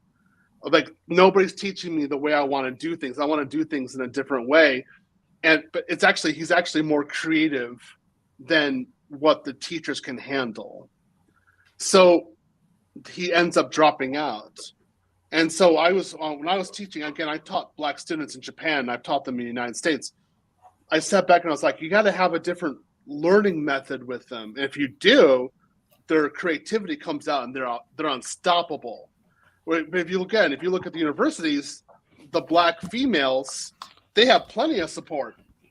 They got support up, down, everywhere. And then plus, if they don't do STEM, they've got a whole series of liberal arts areas for them to study in. And they're totally encouraged to continue. This is what the real difference is between the two. So I'm just like, heck with this, man. I could just beat this. I'm educated. I could just go ahead and give a free conference, give free IT education seminar. I could teach every weekend, and I can do it in a black method with a black flavor, which is good and like I say, beneficial to black men. And so far, it's working. That's really cool. I noticed that you're focusing more on the DevOps side of things as well as more the infrastructure side of things. But I think for many black men, learning about like containerizing applications or net fixtures in the cloud, like NATs and VPCs and things of this nature, may be kind of like a steep learning curve for. I guess it depends on how you learn. No. It has not been a steep learning curve, and you have got to get that VPC and the external connections right before you do containers.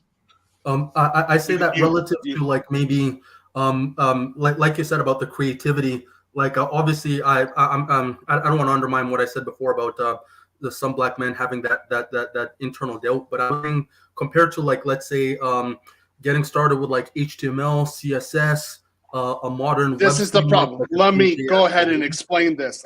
I explained this at the conference. The area that you're talking about is a red ocean. this is an area where a lot of people are competing and the wages are crap. A lot of people are there. The companies have the choice of the employee. So they're going to go in there, and if they do get a job, they're going to have to work to death, and there's going to be a lot of competition. Whereas if you go in and do infrastructure with the cloud, you can get a job with a high salary, and then from there you can branch out and do, again, HTML or containerized plus the infrastructure. And then you go into a specialty situation. So you don't want to start in a red ocean. You want to start in a blue ocean. That's the reason why I'm teaching it. It makes sense since, sorry, you're saying? A lot of people do it the way you're saying. They said, I'm going to go into an area where everybody is there. And I say, no, don't do that. Because you're not going to know what you're doing. Essentially, you're not going to know how to negotiate salary. And they're not going to be calling for you. You have to work for that job. You want it that you're high value and you're rare. You've got a specialty skill, and the companies are calling you. So then you are just focusing on specializing from then on. That's a much easier way to live. Yeah, that's a very good point. Like if you do it, if you do it right the first time, where like you seek out a skill that has a certification and also a high initial pay, and also the prospect of building upon your specialization in that area, then it makes a lot more sense than, for example, learning Vue.js or Angular or React, and then there's a new JavaScript framework in like 3 years. Yeah, because you have nearly 400,000 Indian graduates, college graduates per year in CS. So how many of them are doing those kinds of activities, particularly Java? I mean, they have so many of them. They have skyscrapers devoted to these guys in IT development in India. Whereas if you do cloud, that's more of a local flavor. That's data center that's moving over. You got people who really need, there's a high demand. You don't have a lot of people from India doing it right now. This is a great opportunity. So then they can go ahead and go into this blue ocean. Then they can do afterwards. They can do the programming they want to. I'm all for it, right? But there's plenty of resources. But again, the competition level, you don't want to go toe-to-toe with an Indian who has 6 years of university experience and a master's degree doing Java. You're not going to step into that the first time doing IT. I've done IT over 20 years. I did IT university. I will not go toe-to-toe with an Indian developer in Java. It will not happen. I will be annihilated. That's very true. So what I have to do is I have to do IT, like Java security or Java API, like application and a container security. That I can do. I can survive with them. But if you do not want to go head to head with these guys in their strong area, they'll eat you for lunch. That's it. And then they're gonna be like, "Yeah, I'll do your job for 10%, or even 5% if I can live in India." You don't win. Point that there used to be an Hold old joke about on, brother. PHP. Hold on, brother. Shout out to Volcanoes for the $10 super chat. One thing that will dawn on you later is when or if you encounter a American woman, they get absolutely no attention from the locals of these countries. The West women become invisible. That's very true. I've seen that in Germany as well. I've seen it all. Yeah, very true. I want to comment on that. I told women, they said like other people were saying you need to worry about Latinas, right? And black men. And they're like, well, I can take Carlos. And I was like, come on down here to Brazil. And you can try to date Carlos, and you'll see Carlos with Maria, and he will show you why he wants Maria, and he doesn't recognize your existence. Okay? So come on down. I'm fine with it. I mean, go ahead. I don't see any of you around here because the Western women die here. They can't. They can't compete with Brazilians. It's not going to work. There's no way they can't compete with foreign women in general. I've seen them myself. And again, it's the media and that's gassed them up to feel like they're the top woman in the entire world. No, you're not. They're not. No, they're not. No, they're not. No, they're not. IB, do you mind if I comment on what Theo said as well? Yeah, go on, Thomas. Yeah, man, they have this SYSBW movement. You know, it doesn't exist. You ain't getting checked by foreign men. They don't want you. Like No. this is what I'm saying. Like I blame Instagram, to be honest. It's gassed them up so many times, and I blame the Simps as well. There needs to be yeah. They have they have this thing called Simpleton University, where all the Simps are located at. Big So, yeah. bums and big boobs cannot replace good personalities. That's what I was told. Absolutely, brother. Absolutely. Brother, Yeah. bro, Theo, I also wanted to comment on the Indians. Yeah, bro. These Indians, yeah. See, the thing is, yeah, when I was at University of Greenwich, I had a lot of Indian mates who studied computer science, but none of them studied software engineering. Then I thought about what my mother told me: go for the jobs that no one's doing because they have higher Correct. salaries. So this Correct. is why. Yep. This is why I went into DevOps. I went into cloud, higher salary, and now Higher salary. I'm currently working as an associate DevOps engineer. I've been with this job for 9 months. So my plan next year is to, spend up to a year with them and go for another company. I'm aiming for the heavy hitters like Google, Microsoft, because I want that experience. But my strategy is I want to develop a job with DevOps because that's the best of both worlds. Yep. Yeah, I would say keep on going with that. Tony Berry knows a lot about how that career path. But I say ultimately you can't go wrong as long as your heart is devoted and you want to do, if it's DevOps or I do secure DevOps. So you want to be able to do it on 2 clouds. As long as you can, you don't have to do actual programming. You have to make sure that it's done correctly. Yeah. That's in security. That's what my job is. So I can do that. If they can't, like, I don't want to make the code myself. I don't want to write it out. But in some situations, I'm having to do that. So if you can, good. I mean, that's in my course. That's what I'm going to be teaching next year. You mind if I interject a point? Sure. I think to your point earlier, like sometimes the bottleneck, if you're doing development, will be some of the data structures and algorithm stuff that you were alluding to when you made the comment about the Indian developers. So part of the benefit in getting more on the infrastructure side of things is it's a lot easier to also move up, and you're making more, but it's a lot easier to move up without having to like allocate time to practice for like interviews at like larger companies, and then learning like the math in order to calculate the efficiency of a given program. No, guys, you got to understand this with Indian developers, okay? They can beat you on price, straight up. Yep. So especially if they're offshore, they can work at less than 10% what you're going to do at your lowest rate. And then if they are in your country, they can super lowball you as well, because their point of view is this: if I get in there and I work hard, I'll get the experience and you won't. And I'm hungry for that experience. So I'm willing to go in there and work at 20% less than the natives will, and I'll do 20% more work, even if I can't do it from the beginning.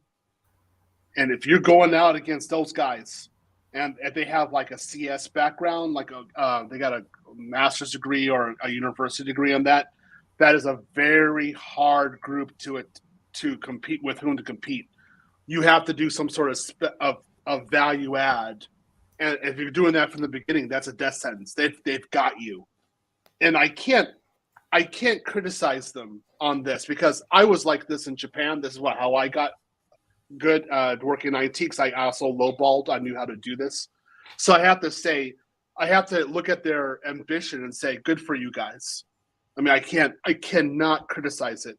But then I turn around for the other guys who aren't Indians and say, okay, you have to be realistic. Okay, how are you going to get in the door? So let's do something that Indians aren't doing, right? Let's get good. Let's look at where they're weak. Go there, and then branch off into, if you want to do development, go ahead. I'm doing Java a little bit and C# a little bit over this side, but I'm doing that because it's in relationship to web application firewalls, not because I'm a developer, because of value add. Few people are doing web application firewalls. So if I understand the secure programming and secure DevOps in relation to WAF, okay, that's a lot of money. That's huge. That's a specialty area. That's how you have to think about it. That's a really good point. You could also specialize in now infrastructure as code. So if you do want to kind of flex your developer muscles as well too, like AWS has the CDK, or like a Terraform or some other means of defining your infrastructure programmatically. Yeah, so and in my course, I'll be teaching Terraform. Like it's now becoming an essential skill. Yeah, and then with I'm going to say you have Terraform. to have also Python. You're going to have Python scripting as well. There's no other way around it. Yep. Hold that Just, thought, brothers. Let me bring in Dr. Khan. He's been very patient. So hold that thought, casual observer. Hold that thought, brother. Let me bring in Dr. Khan. How you doing, Dr. Khan? You okay, brother? Dr. Khan, you hear me, bro? You got some loud background as well. Mr. Khan. All right, Dr. Khan, I'm going to have to drop you off. Yeah, loud and clear, bro. How are you? Can you hear me? Loud and clear, brother. I'm doing fine. How about you? I'm okay, bro. I'm Your doing fine. background's a bit loud. Are you outside? Do you mind coming back into a quiet place, please, brother? Yes, sir. All right, you sort out. You sort out for me, brother. Dr. I'm Khan, let actually me know when you're inside, unfortunately. Sorry. What was that, brother? All right, Dr. Khan, Okay. fix that for me, and let me add you on this one, okay? You Can got you hear some me? connection issues there. Nah, bro, you got some connection issues there. So go on, casual observer. Carry on, brother. Oh, cool. I was about to ask Theo, why the hang up on price? Is part of your curriculum also encouraging brothers to look into incorporating and working for themselves and taxation and all that, all the benefits of being a contractor in tech? It's rationally. I talked about this on the conference, and I said, if you're doing a 1099, are you ready for a 30, 60, or 90-day billing cycle? Can you really handle that? Because that actually might happen, and it's happened to me before. So a lot of the guys want to do a 1099 and be this glorified contractor and do everything a contract directly with the company. And I'm like, do you understand this? They think they're going to work 1 week and get paid for week number 1 on week number 2. I'm like, that's not going to happen. So if they do a W-2, they can, no problem, that will work, but not with 1099. So I am discussing this. I'm also discussing what the various kinds of companies are and how they work, and then what the real legal requirements are. So just reality. I had to learn this when I came to the United States. I had to learn what like how the taxation works, what tax policy is for HR and contractors and W-2, and why they do it the way they do it. Yeah, it's really cool. Since part of the compelling benefit of working as a contract in tech is some of the opportunities you get to be a contractor, and some of the tax benefits you could benefit from, like investing through your corporation, reduced taxation, things of this nature. So might be interesting to touch on some of that stuff too. No. The reality is this. I'm going to really break it down to you. They don't want 1099s. What they want are W-2s, because W-2 is guaranteed tax compliance with the IRS. So if you come in there with good skills and you're like, I want 1099, and somebody comes in with mediocre skills and says, I will work W-2, that W-2 is going to beat you in the market. That's reality. So the guys have to understand this. I learned this the very hard and painful way. So you have to say, like, what is necessary? What will HR? How do I make sure I get this job? What works with you? And you have to think of it from that point of view, because if you don't, they will get somebody who will work with them in the way that they want. Awesome. All right, sorry, brothers. I apologize. I just noticed that the Vietnam stream was clashing today. So I apologize for any brothers who went to that stream and got mistaken there. I did not notice that. That's actually slipped my mind. I apologize, brothers. I don't know what happened there. Let me reschedule that stream to another day. I apologize for that, brothers. I'm so sorry, brothers. Shout out to Wealth Engineering for the $10 Canadian super chat. At Theo, with everyone interested in rushing to computer science and software engineering. As you mentioned, the Indians are in it too. What is the future going to be looking like in this field 10 to 20 years? Good question, Wealth Engineering. Good question, brother. So everything will be cloud. There'll be very little like data center that's not devoted to cloud. So that's the first thing. You're going to see more of the same. You're going to see more apps, more collaborations, more multi-cloud. That'll definitely be there. More integration services, things like that. But it's going to be a huge level of programming. So basically what we have right now, just on steroids, there's not going to really be any really big difference. It'll just be like, where's your application and where's your platform? Well, your platform's going to be in the cloud. So which cloud are you going to use? That's about it. We're already seeing this now. Basically, we have to migrate all the data centers over to the cloud, and that's going to be at least 10 to 15 years of work. It's not going to go away. And then we have additional applications that are being created. They're all going to go to the cloud native from day one anyway. So this environment that you see, this isn't going to go away. And Indians have been doing this, like 400,000 graduating in IT. This has been going on for the last 20 years. This isn't new. This is still going to go on straight out. It's us talking about black people going and black men going in this. This is maybe a little bit newer because, it's my conference, but it's not newer to the market. Like, again, the market's been wanting this for a long time. It's just, not really that many sources, not many opportunities for men to get in there. Theo, you know what? Yeah, I have a lot of colleagues. I have a lot of mates who are Indian, and they stem from software development, computer networking. I have a lot of black mates who are in the same field as me. I'm not gonna lie, like some of my best teachers have been Indian, but if I want to advance, like I only tell secrets of advancement to brothers, not my Indian mates, because I know to myself that they're ahead of me. So I want every advantage I can take to help black men in IT. That's why when I gained my AWS certification, I didn't tell my Indian mates. I only told my UK brothers only who are in IT, because I just want that advantage over Indian men who are in IT. Is that wrong for me to do?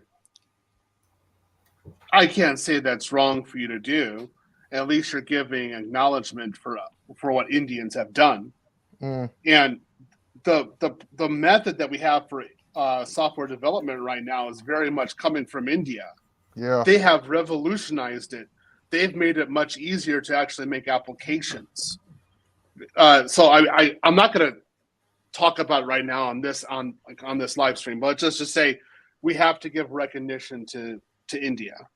Yeah. But on the other side, hey, look, I want brothers in there. There's no reason the brothers can't be in there.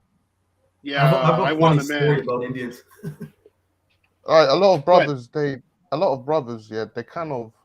I remember one time when I was at university, my first year, a lot of brothers dropped out. I'm like, my software engineering course was big. Now it was just like empty. Like a lot of, it's that disencouragement. I don't know why. I told myself that like I know there are going to be obstacles, but I have that mental fortitude. Don't feel upset. you know, for not telling them about your AWS set, because, you know, it's time for, in my opinion, I live according to reality. I keep it real. This is a very racial based world. Like we Yes. see in Silicon Valley a bunch of people that are not black that hold the wealth there, and they don't like hiring for some reason black men in those positions there. So it's mostly white and Asians there in Silicon Valley, and other industries as well in the UK that I see personally in terms of the fast food chain, retail. An Indian person would get in, only hire other Indians and look at black people. And I feel like if that's the way it's going to go, I feel like black people should be doing that as well. So maybe it's time for black men to start going into fields that have not been saturated by them and Yep. actually only putting other black men on. So maybe it's a cloud, like Theo said. Maybe it's other areas in IT that we can actually put in a lot of black men there, and then we control that industry. We actually are power brokers in that industry. Don't you agree, Theo and Thomas? Like they do it, why can't we do it? Why are we so Yeah. blind? Yeah, I have a crazy absolutely story about agree. that. No, Right. I absolutely agree. It makes no Hold on sense for to a me. second. You know? Thomas, let me get in for a quick second. IP, let me tell you something. Last year, right? I went to the what do you call it? They have an office. They have a tech office for Snapchat. Just Snapchat itself. They have a tech office in New York. I went to the office because my one of my boys he's from Nigeria. His girlfriend works there, and I was kind of surprised. She's one of the she's one of like the programmers there. I kind of walked into the building and you can't find one brother in there. Not one. Not one. It's a whole bunch of BWs, and on like you walk into the second floor, it literally says Black Girl Magic, and I'm like, focus on us. Do you understand what I'm saying? Trust me, just focus on us. And they have a corporation here in America. It's called Black Girl Tech. It's called Black Girl Tech. People didn't know that. I see that on LinkedIn all the time, man. I see that on when you LinkedIn go all the time. when you go to Instagram and you see the BWs, they have their own hangout section groups where they spend most of their time trashing black men. Most of those girls there that are in, some of them work for Instagram, some of them work for Snapchat, some of them work for Facebook, some of them work at Silicon Valley. When you look at their profiles, it says Black Girl Magic. Look at the bottom, it says Black Girl Tech. They have their own tech space. Yeah. They have their own tech space. So you brothers in the tech field, y'all better start worrying about yourselves. Yeah. You better start worrying about yourselves. Yeah. You better start worrying about yourselves. Let me hop in there real quick. I think a lot of the time, black men are very socially naive to what's going on in the outside world. I had an experience. I'm a physicist, but I am as part of my job. There's a software component to this as well too. I work with an Indian developer. The Indian developer dropped off the project to go work somewhere else. A new Indian started there. The new Indian, the old Indian who had left kept asking me, how was the new Indian? How's he coming along? How does the boss like him? And then when I finally left that organization, the both Indians told me that they knew each other, and they've been asking because the new guy was worried about how he was fitting into the organization. Only black men don't realize what's going on out here.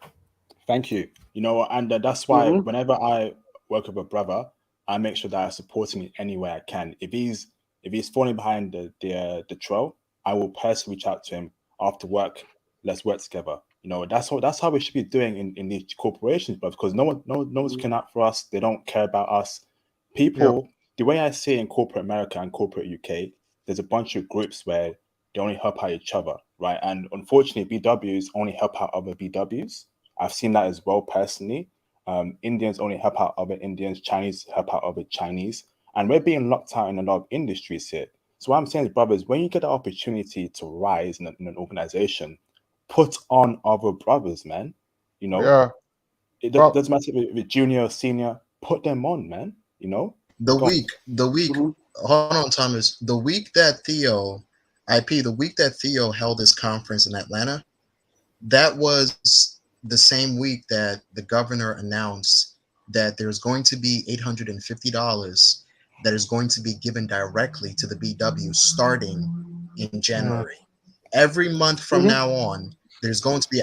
Theo, I'm pretty sure you heard about that when you was in Atlanta. That was the week that they announced that the government of the United States of America, IP, not some special group, not some special group in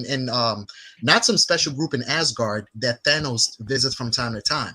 The government of the United States, the week that Theo did his we were there. I went to Atlanta with my girl. They made the announcement there. They're going to be giving $850 every single month to random black women. That's just it.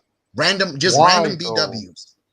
Who knows, Thomas? You boys better start focusing on yourself. Why? Yeah, You boys that's what better I'm saying, start man. focusing on yourself. Put yourself first, brothers. I'm telling you, man. It's a cold world out here, man. I'm telling you. Put yourself first. Hold on, brothers. On that thought, we'll come out to stage one. Hold on. Shout out to Web Engineering for the $5 Canadian super chat. At Theo, will it still be high income skill in demands if everything goes in the cloud, or will it be in the new average job in 10, 20 years? Good question again, Web Engineering. Go on, Theo. Okay, so in this case, let's be very practical. Let's think about now. The people who go into cloud now and for the next 5 years, they're going to be the specialists in the future. So they're secure. They're not going to have any problems. From year number 10 on, it should be a little bit more saturated. So the newcomers that are coming in, they're going to have a little bit more difficulty.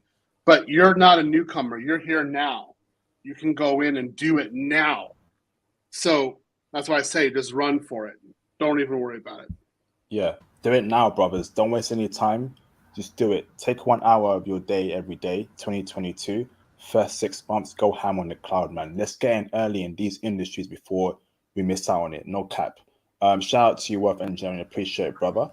Shout out to Indy 67 for the $25 super chat. Thank you, Indy. Much appreciated, bro, for your support. It means a lot to me. Thank you. Brothers, please hit the cash app, brothers. Hit the super chat to support this important message in this channel. Will be greatly appreciated. Yeah, speak on that, Thomas. I know. Sorry for cutting you off there. Go on, Thomas. No, like these Keishas, they don't deserve it though. The 800. What Jay Bones said. How much was it, Jay Bones again? 800. 850. They're going to be $850 every month. They're just going to be rolling it out to some random Keishas for no. You know what they're rolling it out for? You're going to be surprised about this. They're targeting the ones who are having children out of wedlock. Oh my god. Oh, you can't make this stuff up, Thomas. You can't make this stuff up. You can't. You don't. I don't know who's inside the White House, but Lucifer is definitely serving dinner. Lucifer is serving dinner at the White House. You got this stuff is just ridiculous, bro. It's just nonsense at this point. It really is, man. Yo, brothers, man, stop. Start. I tell you tech boys, man. Once you guys get this thing together, like Theo said, you can hop off into anywhere you want to hop off into and work remotely, because this thing is a done deal. Brother, I told myself I am not marrying a foreign woman who does software development. No, it's not happening. It's not happening. My mom said, "Oh, yeah, marry a software developer." Or no. I'll marry a woman who does maths, accounting, or physics. If she's a software developer, nah, get out of here. I'm the software developer in the house. Yeah, I had an experience actually once with a black colleague. We were working on a task that required a lot of programming. He joined later in the project while there was a large refactor going on. After he had joined, because everything was still churning, he didn't know what to touch because they were refactoring so much code. So he started working from home, and people used to talk behind his back at work. When he would come in, we'd commute by bus together, and I'd be warning him about what people were saying about him when he wasn't at work. He told me he didn't get that vibe at all. The final day when he got fired, he came over to my cubicle. He leaned over. He's like, "Oh, this is where you work."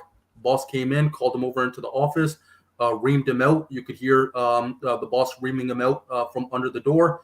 Then the boss took his keys and sent him home, all because he didn't want to listen to another brother warning him. So this is another issue we face. Yep. No, I definitely agree with this, and I tell people to be really realistic on this and understand the market, understand where they are, particularly if they're going to go abroad. So, I mean, if they're going to go to, again, I just had a friend do this. So he went to Brazil. He was here for about a month, didn't really think about what was going on with his cash flow and how the company dynamics were. He came back to the United States and he got put on probation. And there was suddenly some sort of fire against him. And I was like, no, man, you really have to be careful about your company and what kind of company you're at and what kind of position you have. So if you have an unstable company that's politically based, you can't really use that as a basis or foundation for you to go abroad, because that's gonna disappear, right? At the conference, I called that an E2. You just cannot do that with that kind of company. You have to have a solid company, and those guys won't care where you're working at. Yeah, this is So- why I if I'm working for a new company, I want to make sure that they're very diverse. Mhm. Yeah, if they're all white, nah. Like this is why I'm aiming for the heavy hitters like Google, Facebook, because I know for back in my head they're very diverse. No, that's they're really looking at results, and so you have to, if you're result driven, then that's okay. That's an environment where you can thrive. Yeah, Whereas if it's politics and they start talking behind your back, you're not able to deal with that. You're gone. That's it. That's the end of it. You got to sit back and do an evaluation of what happened and how you can avoid it in the future. That's all you've got. yep. Yeah, wonderful. Great question, brothers. Dr. Khan, can you turn your camera on in the background just so I know you're not a troll? Indy, I see you, Indy67. Turn your camera on in the background too, just so I know you're not a troll as well. All right, thank you, Dr. Khan. Turn it off, brother. You're verified. Let me bring in Dr. Khan. Indy67, you're verified, brother. Thank you, bro. Turn it off, brother. Let me add in Dr. Khan. All right, Dr. Khan, that background of yours is too loud. Dr. Khan, can you hear me, brother? Is it still too loud? Yes, and you're lagging a bit as well, Dr. Khan. I can hear you. Can you hear me? Yeah, there's a lag, Dr. Khan. So please fix that, Dr. Khan, and call back in later, okay? Okay. Yes. Okay, thank you, brother. Let me bring in Indy 67. What's going on, Indy? You're on mute, Indy. Let me unmute you. What's Indy? Are you there, brother? What's going on? Indy. Mute. Oh yeah, I'm on mute. Can you hear me? Loud and clear, brother. Yeah, I'm here. How you doing? You okay? Yeah. Hey guys, I'm glad to hear this conversation. Can you? Mm-hmm. Yeah. Thank you, bro. Do you have any questions for Theo, Indy? There's a little lag for me too. All right. So if you drop off the stream real quick, Indy, then call back in a few minutes. That should fix it, brother. Yeah. Okay. All right. Thank you, Indy. Thank you to Daryl Smith for the $199 super sticker. Much appreciated, Daryl Smith. Thank you, bro. Thank you, bro. Much appreciated, brother. Thank you. This has been a great convo so far. I'm conscious of Theo's time. Theo, I know you're busy. How much more do you have left on the stream? I could do another half hour. Okay. We have Theo for another half hour, brothers. So let's carry on this convo. It's been a very interesting convo. Diversity. Go on, Casual. Yeah, I was going to say diversity won't necessarily save you many of these companies, because it's black men are like we're a completely marginalized group. So if the environment is diverse in the sense that there are plenty of Muslims and Indians and black women and Chinese women, that still doesn't necessarily mean the environment will have a lot of black men. And a lot of the time, the dynamic is such that the environment is diverse, but you're still going to be picked on. Yeah, that's and very also true. Very true. they normally stick to themselves. Every group sticks to themselves. Let me make that True. very clear. They will actually, if they have a bunch of black BWs there, Chinese women, white men, Indian men, all by themselves. Even though it's a diverse company, every group will stick to themselves. So that won't save you, to be honest, Yeah. Thomas or brothers. You need to Diversity, IP. The word diversity in America, when you're in the work field, diversity means everybody but black men. But black, yep. Yeah, Yeah, that's what true, diversity true. means. Yeah, there's a sign on the wall, you just don't see it.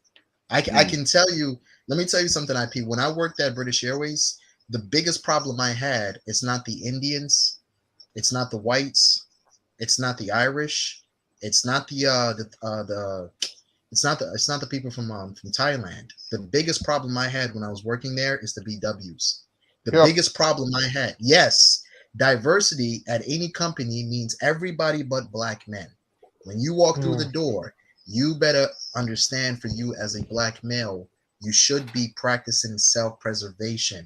You should be when you park your car, when you park it in a parking lot, before you walk into that building, before you turn the key, before you get into that elevator, you have to be on code 100%. Diversity means everybody. There's a reason why they have black girl magic and they don't have black boy magic. There's a reason why. You better be ready for it. Or they have black girls cold, but where's black boys cold? You know, that's a bit iffy as well. You know, where's all these organizations for black boys and black men that we have for BWs? It makes no sense to me. You know, it's not supposed to. IP. It's supposed to be confusing. Yeah, it's not supposed to make sense. It's supposed to be a bunch of nonsense. Bro, when in my company, if I have a lot of black colleagues, we just form inner circles. I make sure we form inner circles. Like me and my mates who are black, the UK brothers, we form inner circles. I don't want anyone to know our secrets because we want to advance. You need to make sure you practice. There's a way you have to maneuver in corporate America and the corporate world, and I'm sure Theo knows this as well. As a black man, you have to make sure that you practice self-preservation, but you still have your voice heard. In terms, they don't see like you're the lone black guy, you know, by himself. What's he thinking about us? You got to be integrated, but still be aware about your surroundings. Isn't that right, Phil? That you got to be very aware, integrate, but still protect yourself. Understand that you're a black man, that racism can happen to you, whatever, BWs, Chinese can come against you, but you still got to be very vigilant of that. Isn't that right, Theo, in corporate America? Yeah, let's say particularly when you're going up through the ranks, you really have to be aware of that kind of stuff. When you get to like more senior levels, there's no racism, no sexism. It's all about performance. So you're just performing at a high level. That's all they really care about. But every once in a while, you'll get dinged by one of these groups. So they're not necessarily your friends. So you need to just be very careful about this. Sometimes I'm very well protected and sometimes I'm not. And I look at the situation, I'm like, oh, I got dinged. That's okay. Move on. But that's, again, like I would say those first 3 years, this is where you can get eaten. Like we're in my position right now, an ABW, they don't threaten me. No, not at all. Because I'm so high up. I'm like, you're not even around me. You can't do anything. You're not in my sphere. When I was going, I was going to say, I'll let you finish. I'll hop in after you. Yeah, go on. So the black girl magic is there, but they're not really. It's like they're complacent. They get into the company and they go to a certain level. They kind of stop there. They're kind of like, okay, this is good for me, and that's it. Whereas if you're just a hardcore engineer, you can blow that level away really easily. So if you go above it, which isn't hard, then you got better protection by management, and the ABW can't do much against you. Okay, hold on, Casual. Shout out to Saw 1987 for the $5 super chat. make sure the people who hire you are the same ones supervising you. Even at big diverse companies, there are racist managers sprinkled around. Yes, indeed. Yep, facts. The one who hires you is the one that should be supervising you. That's a good point. You know, that means they saw past your skin color. They based you upon your performance only. That's what you want to be around, like people who don't judge you based on your characteristics, but what you actually bring to the table. Good point there, Sewell. Thank you, brother. Dr. Khan, Crazy Kaz, Indie67. Turn your cameras on in the background, please, just so I know you're not a troll. Yep, you're all verified. Apart from you, Crazy Kaz, turn your camera on.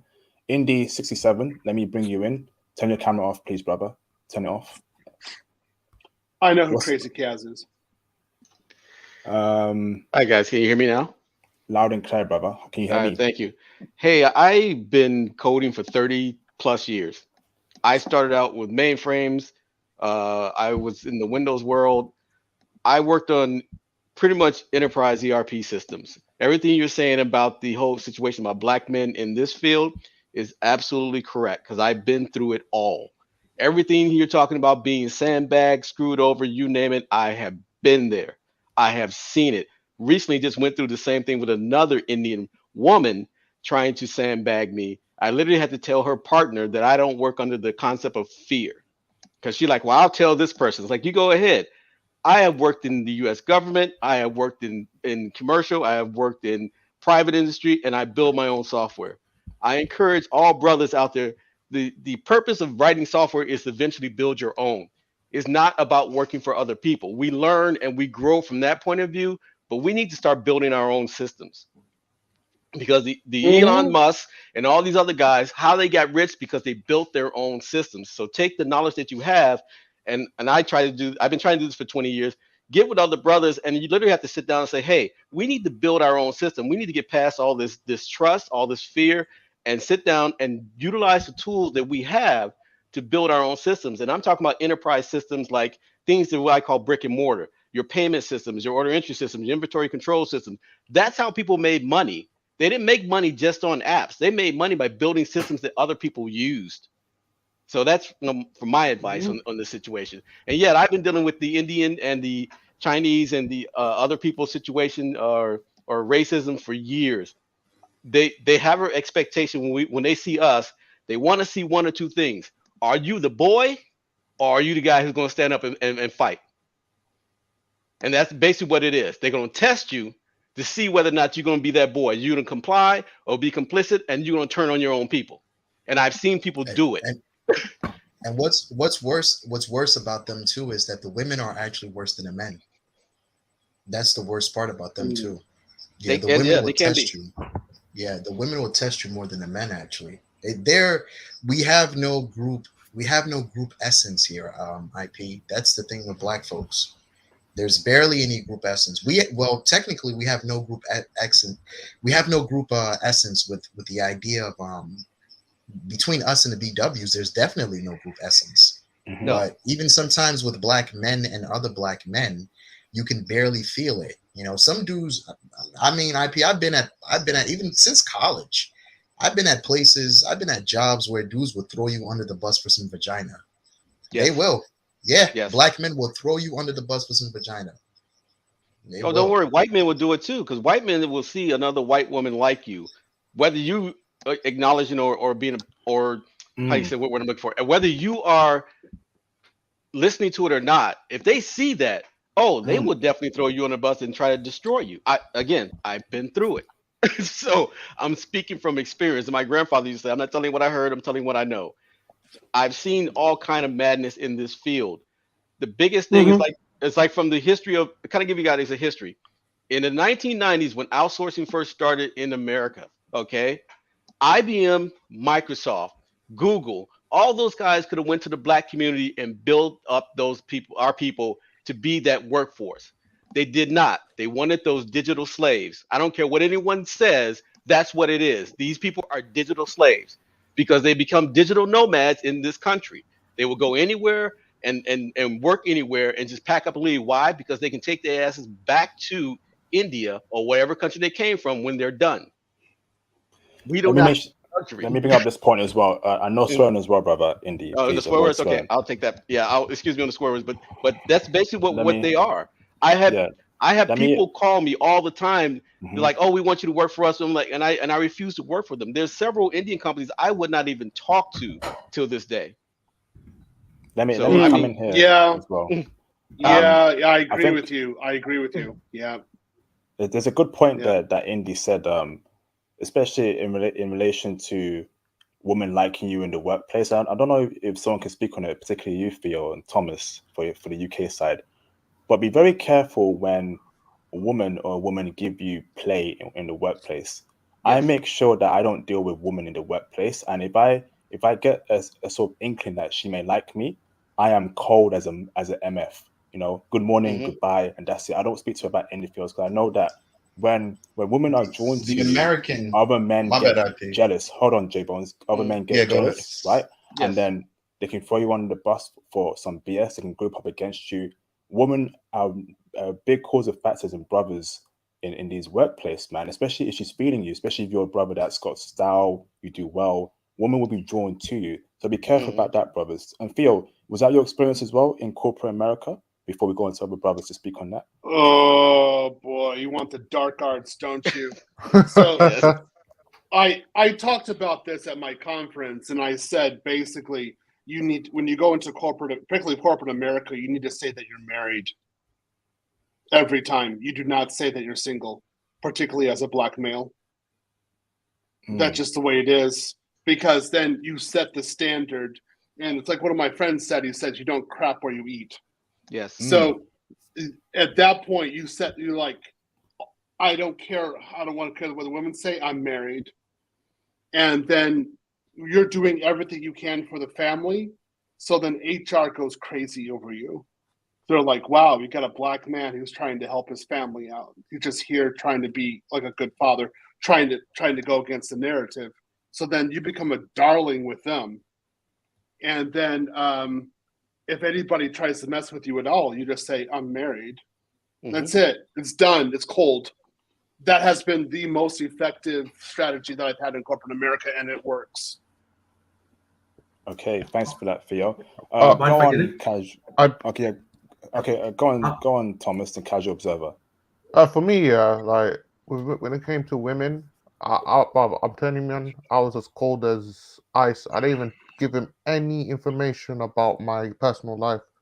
I was as mysterious as possible. I just know I came in, work, leave.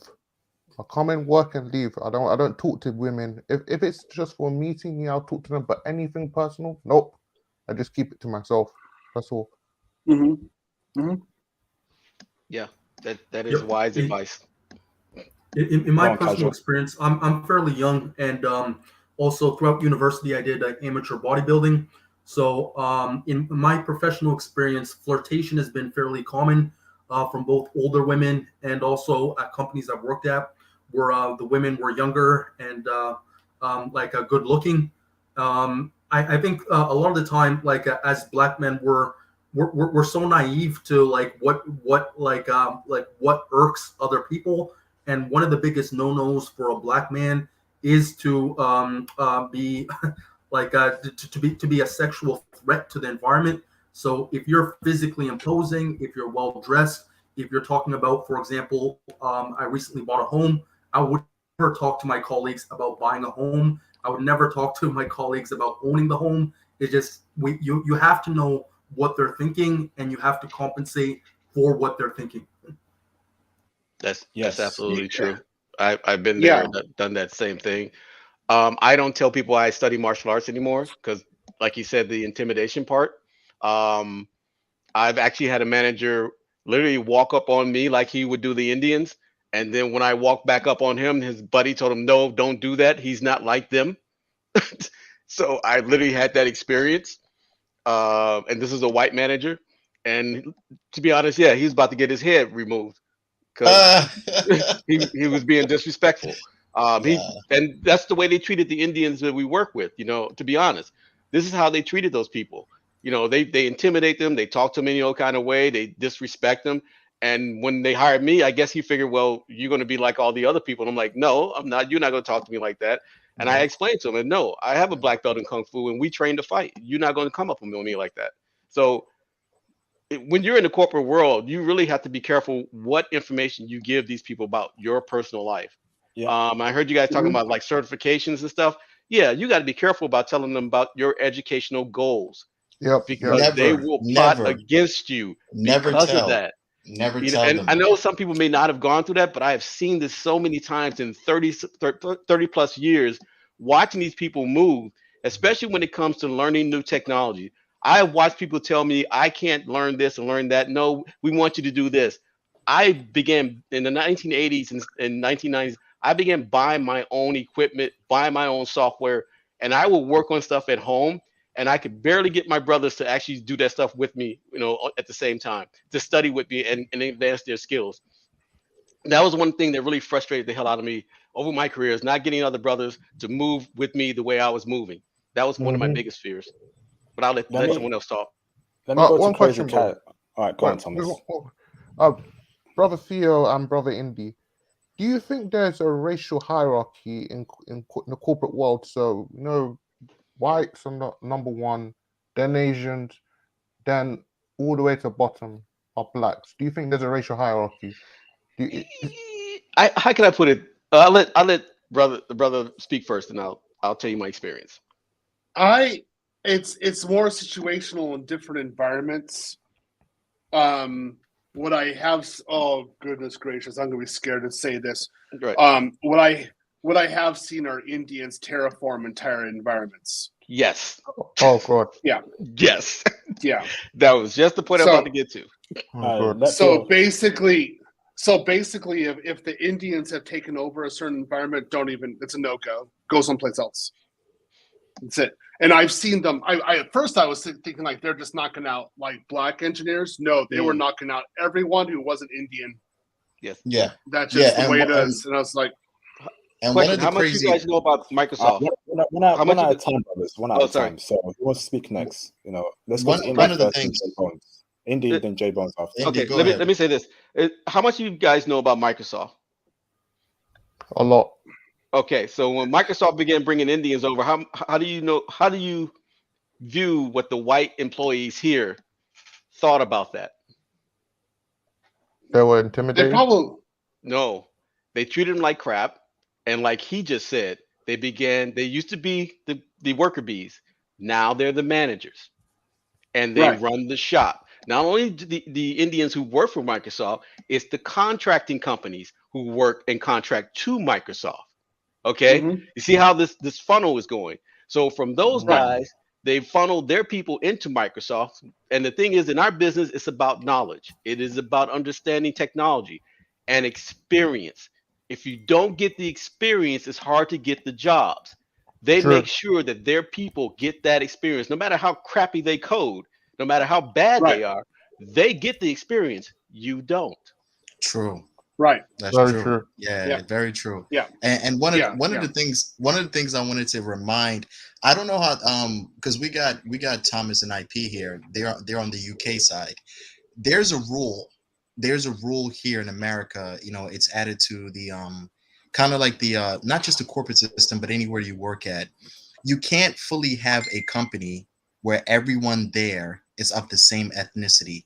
So usually when you go to a Chinese restaurant, just something small, a Chinese restaurant, there's 20 Chinese people that work in a restaurant, but there's always one Mexican or there's always one black person. That's how they usually cut the rule.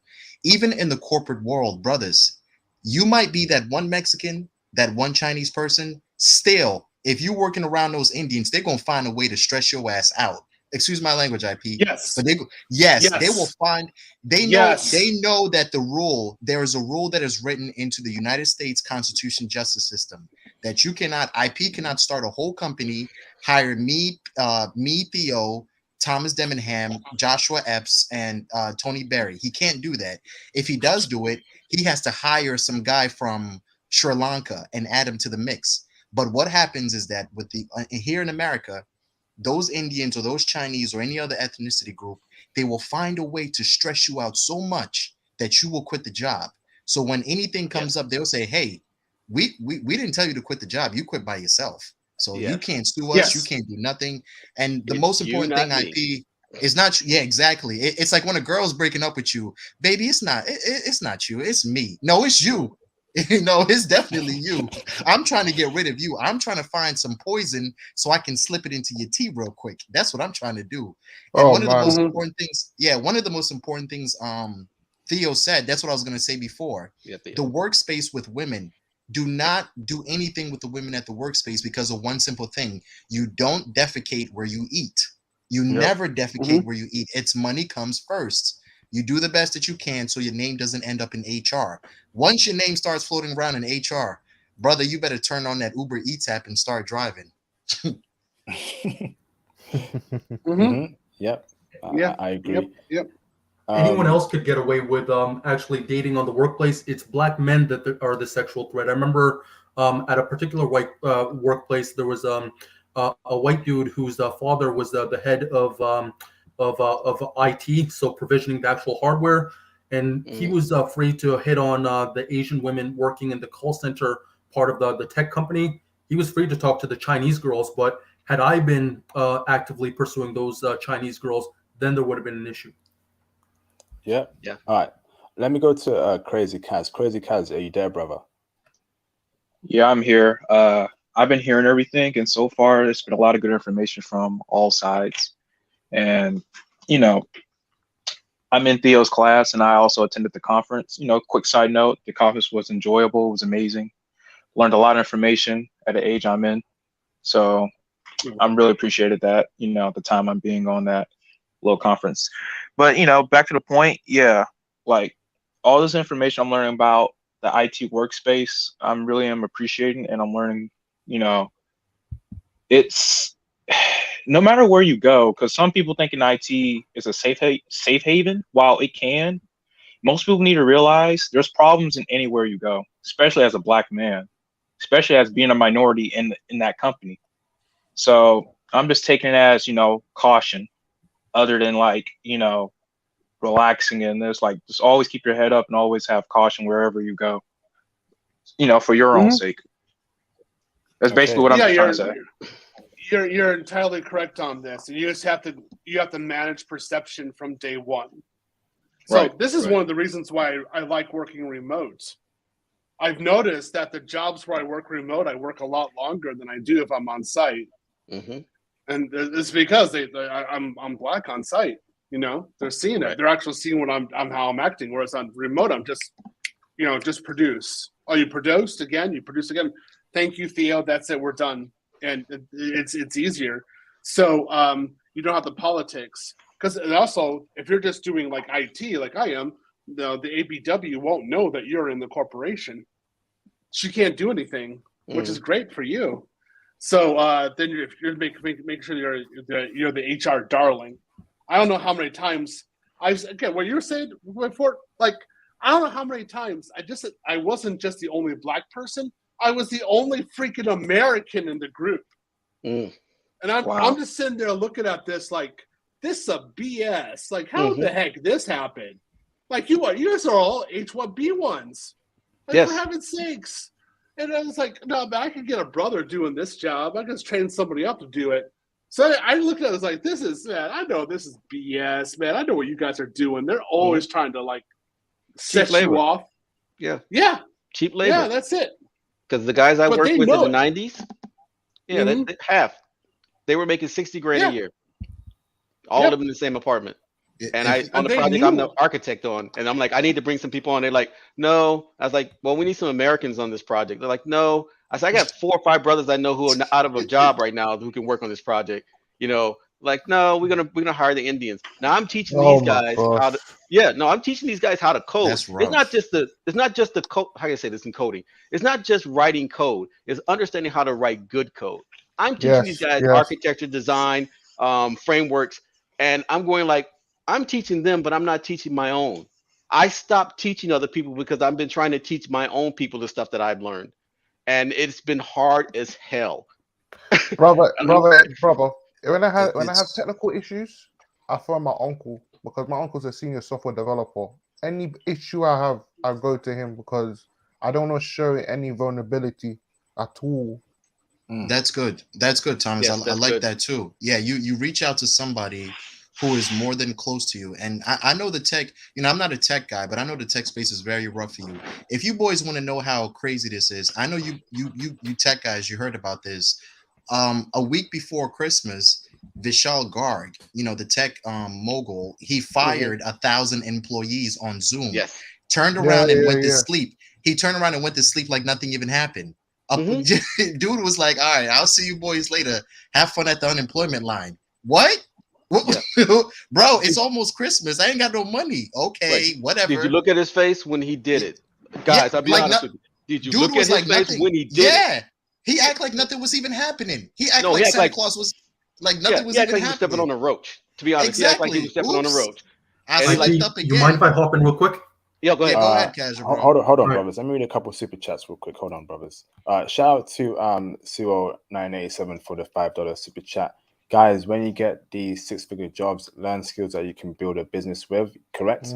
Make connections and save money. Always stay prepared. Yes, indeed. Thanks for that advice, Suo987. Shout out to you, brother. Thank you. Shout out to the brother talking crazy for the $2 super chat. Love this info. Looking for a career change. Yes, indeed. I much appreciate talking crazy 88. Thank you, brother. I've got one more super chat. Hold on, brothers. Shout out to Comrade Grant for the $2 super chat.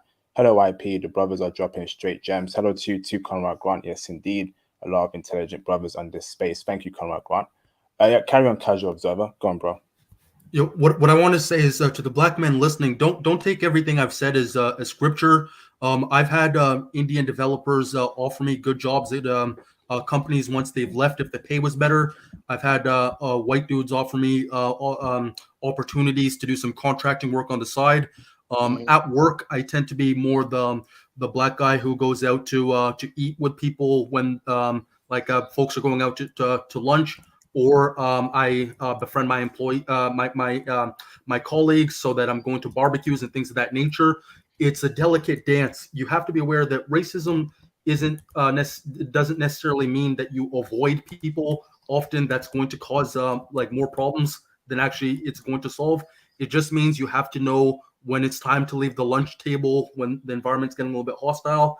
You have to know you have to befriend your colleagues. Like it's a delicate dance. You can't run away from it, and don't take everything I say as everybody's out to get you.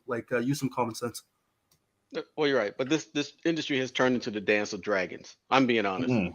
Yeah, It has turned into the Game of Thrones. If you've been in it long enough, you will realize that there are great places to work and there are good people out there, but you got to understand the hierarchy of where we are in this field.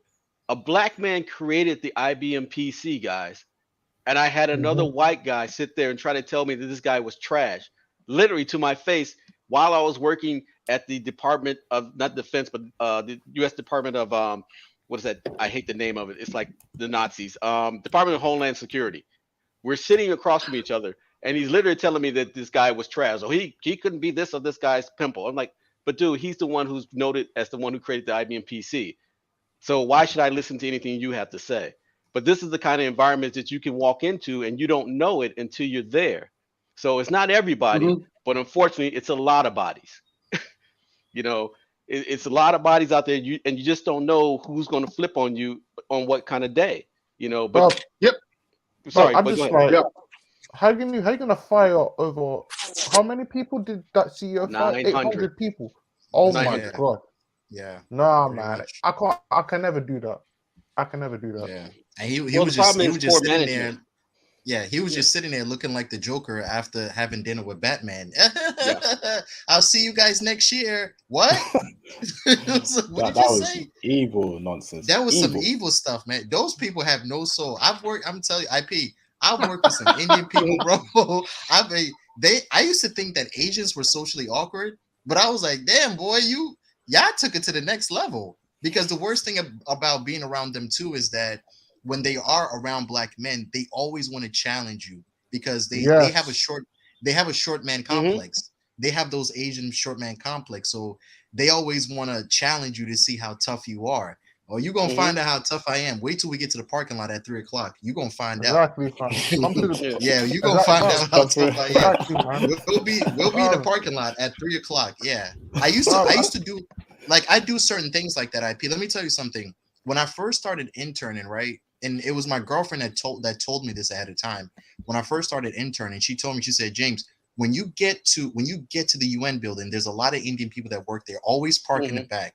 Don't park your Tesla next to them. I was like, of course I'm gonna park my Tesla next to them. I want to let them know, I'm from New York. You're gonna know who's coming through the door. This is you. Yeah, my bumper sticker says University of Notre Dame. You're gonna find out that I'm of top class. You're gonna find out. She was like, no, James, that's not how it works. That's not how this works, Jay. I was like, what you mean? And she was right. There's a lot of haters. Those Indians are some straight, haters for real, bro. That's because J-Bones, they know where the top prize.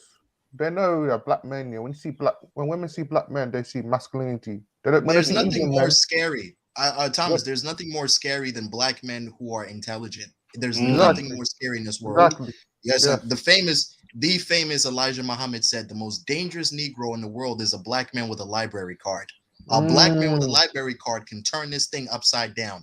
He will turn masculinity meets intelligence. Oh, you better go hide. You better go hide. Man. Masculinity meets intelligence, plus masculinity, intelligence, and some melanin.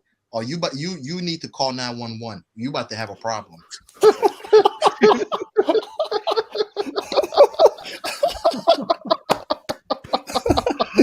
Oh man. Well, James, I give you another aspect. The H-1B visa changes that Trump put in. How did that go with you guys? People from the U.S. If you don't know that when the Trump administration came in, they basically damn near choked the hell out of the H-1B visa program, which I think they should. And believe me, where I am, it was some nervous cats all over this place. And I think it should, because these guys were gaming the system. When I say gaming, they were front loading the applications before anyone else could even get their app in. And my wife, who's Japanese, my wife couldn't even get her application in working for a different company as a graphic designer because they had already flooded the freaking system. It's true. It's very true. I'm sorry, Indy, man. We got Thomas. We got too many problems. IP. We got too many problems. We need to start focusing on black men. I be hearing some, people be telling me about certain things over here, certain things over there, and I'm like, hey, I'm trying to. That's why Theo's conference was so important. A bunch of black men meeting in the same room, talking big business, talking about improving themselves. I tell you something, IP, I don't care how many people. I say this all the time. It doesn't matter. I could be standing in front of the courthaus. I'm not pro-black, IP. I'm pro-black male. I'm pro-black male. Yeah. Because Lord knows, until, I don't know what's going on with our BWs, but if they don't turn their mindset around, I'm just going to be walking by myself with other black men trying to figure things out by myself with other black men. I've never been part of that pro-black stuff. I'm pro-black male. Let's get our brothers on top. I mean, I'm seeing some of these post IP, and truth be told, we are doing much better. I can tell you that for real. I know some brothers making bread. The other day, Kevin put on his Instagram page. We got about 3 to 4 million black men who are part of the upper class now. Something is happening. Something is definitely happening. You understand what I'm saying? But we need to put there's no time to sleep. There's no sleep right now, gentlemen. We cannot go to sleep. I promise you that. We got to keep going. This is not, and the most important thing is, since IP introduced this traveling thing, my thing for you brothers is everybody's going to take their way. They have their own thing. But brothers, if you can work a little bit, travel, clear your mind, come back, or just officially just go live somewhere and just do what Theo's saying is just basically operate doing remote work. Just do it, because this thing is not normal. What we go through as black men in America, this is not a normal thing. Don't let anybody tell you that this pressure that we face every day is how things are supposed to be. There's nothing romantic about it. You brothers better start really thinking about yourself. We in the black community, we fantasize, we turn everything into a Tyler Perry movie. Everything Yes. got to be a Tyler Perry. Oh Lord Jesus, Big Mama had a heart attack. She ate a turkey on Thanksgiving. Okay, well, Big Mama's dead. Okay, good for her. Big Mama's dead. Good for her. It's Big Mama's dead, but my visa for Costa Rica just came in yesterday. So tell Big Mama that we'll see her after the funeral. Okay, have a nice day. We don't have time for that. Yeah, Really don't. No, I agree. Yep. Yeah, when it comes to remote working, I told myself I am not coming to the office. I've been with the company since April. I have never attended the office in London, and I told myself I will leave this company in my desk, which is at home. I am not coming to that office in London at all. Yep. Don't blame you guys for it. Oh well, Yeah. guys. Yeah, it's that time. Thank you, Theo. I do have to log out. Thanks, Theo. Yeah, are we exchanging information with each other? Because I like to definitely connect with you guys on a outside basis. It's a Facebook group, brother. But carry on, Theo. This was a good stream. I wasn't anticipating it turning into this. Oh my goodness. So yeah, I was liking this. This is pretty good. Thank you, Theo. I want to say thank you. Thank you. Actually, Yeah, everyone go on mute. Go on mute, everyone. Sorry. Dr. Khan, you need to join the Facebook group. That's where I am. Tony Berry is there too. Yep. Thank you for that, Theo. So is the rest of us. Do you have any closing statements, Theo, before you go? Keep on studying. Do AWS. Follow your passion with IT. Be excellent. Hey, and we're gonna have 2 Manosphere meetups this year. No, next year, 2022. So I'll look forward to seeing you guys there. Hey, thank you, Theo. We'll leave you to it, Theo. Thank you very much for your time in this incredible live stream, Theo. Take it easy, brother. We'll be definitely in touch and look after yourself, Theo, okay? Yep, see ya. See you, Theo. Well, I'm going to go through everyone for one last closing statement. It is pretty late over here in Birmingham. So let me go to Indy67. Do you have any closing statements, brother? Yeah, closing statement. Definitely, as Theo said, do AWS or Azure or some type of cloud technology. Start building and architecting your own software. Doesn't matter what industry. Grab other brothers and collaborate. Collaboration is the key. Learn from each other and share. That would be my biggest advice to the group. And if anyone wants to hit me up and kind of do some collaboration, I am on the Facebook group. So hit me up from there. It's James Posey, and just hit me up there, and we can go from there. Thanks, guys. Thank you for that, brother. Much appreciated. Shout out to Jay Takashi for the $5 super chat. Love you guys keeping the work that makes you happy, Theo. I think you're a great mentor to these young brothers here. Preach, brother, preach. Thank you for that, Jay Takashi. Lovely to see you, brother. Hope you had a great Christmas, Jay Takashi. Thank you, brother. Shout out to Conrad Grant for the $2 super chat. IP, great stream. Costa Rica, here I come 2022. Oh, can't wait for that, Conrad Grant. Lovely to hear, brother. Thank you, Conrad Grant, for your support throughout the stream. Much appreciated, brother. Thank you. Jay Bones, do you have any closing statements, brother? Yeah. Like what's his name said, Theo said, I actually did not anticipate us going deeper and deeper into the situation. Yeah, but we got a lot of work done. I'll tell you one thing, gentlemen. Let's not try to slide away from this thing. I always say one thing: if you're here with us, you're special. If you're here and you're part of IP's group, you're definitely special. You understand what I'm saying? And for the brothers that are not here, I feel sorry for them. So you boys start inviting, start dragging other brothers into the mix so we can really start talking. Like I'm not playing around with this thing because I've seen it. I don't know what the temperature is over there in the UK IP, but here we are in the belly of the beast. When you work in the United States, when you work and you're a black male going through this system, they keep on to always complaining. Black men's is complaining. Well, put on a sweater or walk in our shoes and you'll see exactly what's going on. You brothers practice selfish behavior because we deserve it. Nobody looks out for black men. Absolutely nobody. Nobody looks out for black men. So this thing is the confirmation is there. I can tell you, IP, you can feel it. You can feel the demonic behavior towards us as black men in the air. You can feel it when you go to the grocery store. You can feel it when you go to the airport. You can feel it when you go to the laundry mart. You can feel it just on regular day-to-day basis. There's an anti-black male rhetoric that lingers. It lingers, and it's walking through the air. You can see it.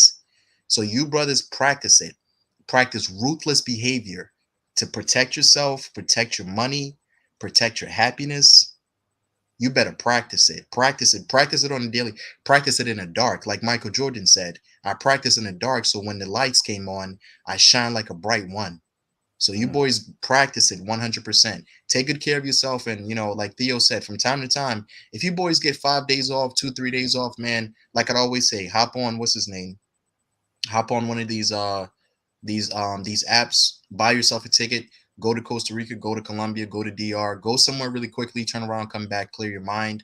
And as always, IP, man, thank you so much, bro. Great job. Shout out to Theo. Shout out to Thomas Demaham. Shout out to Big Brother Casual Observer. Shout out to Indy and Dr. Khan. Thank you guys for coming. Shout out to all our usual suspects: Conrad Grant, Sean M, Sean Camp, all the Sean brothers. Shout out to Theo. Shout out to Tony Berry, and of course Sean Camp. And if I missed anybody, we'll catch you next time. Shout out to Joshua Epps, and I hope everybody's safe. Thanks for that, J Bones. Much appreciated, brother. Thank you. Shout out to Mike M for the $10 super chat. No excuses. Yes, indeed. Thank you, Mike M, for the super chat. Much appreciated, brother. Thank you. Brothers, feel free to hit the Cash App as well. That's open during the stream. And send through more super chats as well, brothers. Thank you for supporting the channel. Greatly appreciate, brothers. Thank you. Mr. Casual Observer, do you have any closing statements, brother? Yeah, my closing statement is I was one of the most outspoken against some of the race-specific occupational hazards for Black men. But I also want to remind the men listening that you also have to make friends at the workplace. You really do have to learn to be a social polyglot. It's just a matter of understanding that a lot of people don't want to see you win. They could still be your friends, but they don't necessarily want you to shine at the workplace. So you do have to be observant of that. It's kind of like you could listen to this RP stuff all day, but still have a girlfriend and deal with women in real life. You just have to know how to walk the proverbial fine line. That's it. Thanks for that, bro. Much appreciated, brother. Thank you. Let me go to Crazy Kaz. Do you have any last statements, brother? Yes, I do. All I can say is take everything with a grain of salt. Always learn. Yes, be social, but also be cautious at the same time. Not everyone's your friend. Black men need to understand that very fast. Current job right now, I work in production, putting hair care products in boxes. Not everyone's my friend, but they're really nice to me at my job. So that's the first thing I learned. Always be cautious. Yeah, that's it. It's been a good stream, IP. I have to go right now. Yeah, that's it. See you guys. Okay. Thank you, brother. Much appreciated, brother. Mr. Thomas Demahan, do you have any closing statements, brother? Another classic IP. Thanks a lot, bro. Big up to brother J Bones, brother Indy, brother Casual Observer. Big up to Crazy Kaz as well. Also big up to the Kings who always support this channel. This has been a great live stream. We went very in depth in IT, in the field of IT, and just in the corporate world. Brothers, we just need to stay on our purpose, be comedians, to just survive this corporate world. And just make sure if you see another brother, support them, make inner circles, because it's black men first. Nothing. We're first for success. Nothing more, nothing less. Black men first. Thanks, IP. Thanks. Another great live stream. Thank you for the kind words, Thomas. Thank you, brother. I think that's it. I've got a super chat. Let me read that. Shout out to Marvin Lloyd for the $2 super chat. What's the best way to get into the tech world? I'll let Indy 67 answer that, or Thomas or Casual. Can one of you brothers answer that? I think the best way to get into tech world is there's different routes. One, get a degree in tech. Two, get a certification. And yeah, those are the two best ways to get into tech world, because degrees, they'll look into degrees, that's in demand, as well as certifications. But if you have an internship as well, that allows you to have more, that puts experience on your CV. So what IT companies want is experience. So those are the three options: a degree, a cert, or experience. I want to touch on that real quick. So the 4-year degree is going to be the most complex. Certain areas allow you to do a postgraduate, which is much shorter, 2 years. Other areas have a 2-year degree, so a diploma. Then you have the option of just doing a certification. And then obviously you want to balance how much initial upfront investment versus the potential for the area you want to specialize in. But the best thing you could do is research and find the best path that suits your strengths. That's it. Okay, thank you for that, both Thomas and Indy. I hope that advice helped you out, Marvin Lloyd. Thank you, brother, for the super chat. Brothers, it's been a great live stream. I want to thank every single panel member and Theo, of course, for contributing to this great stream. Shout out to all the brothers who cashed out today, who super chatted today, who liked the video. Much appreciated, brothers. If you have not liked this video already, go and hit the like button to support the channel and subscribe to the channel, brothers. If you're new to this movement, subscribe. And when you do subscribe, hit the notification bell to always and all notifications, just so you never miss a post, upload a live stream from me. Shout out to Mr. L. Shelton 32 for the £14.88 cash app. Thank you, bro. Not able to watch tonight, just my support. Much appreciated, L. Shelton. Means a lot to me, bro. Thank you so much.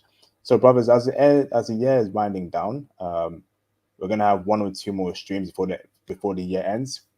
We will have an end of year live stream this week before the year ends. Let me figure out a date for that. We have a stream tomorrow regarding the stock market. I hope it can go through. He might cancel. Obviously, it's Christmas, but hopefully he doesn't. If not, I may put a replacement stream. But we're definitely having the end of year 2022 stream, and looking forward to it, brothers. So, brothers, once again, brothers, thank you very much for chiming in this great discussion. And brothers, make sure you all comment on this video. We got over 80 people watching. I want to see 80 comments, man. I want to see 80 comments on this video. Please comment on this video. It helps out the algorithm. Okay, brothers.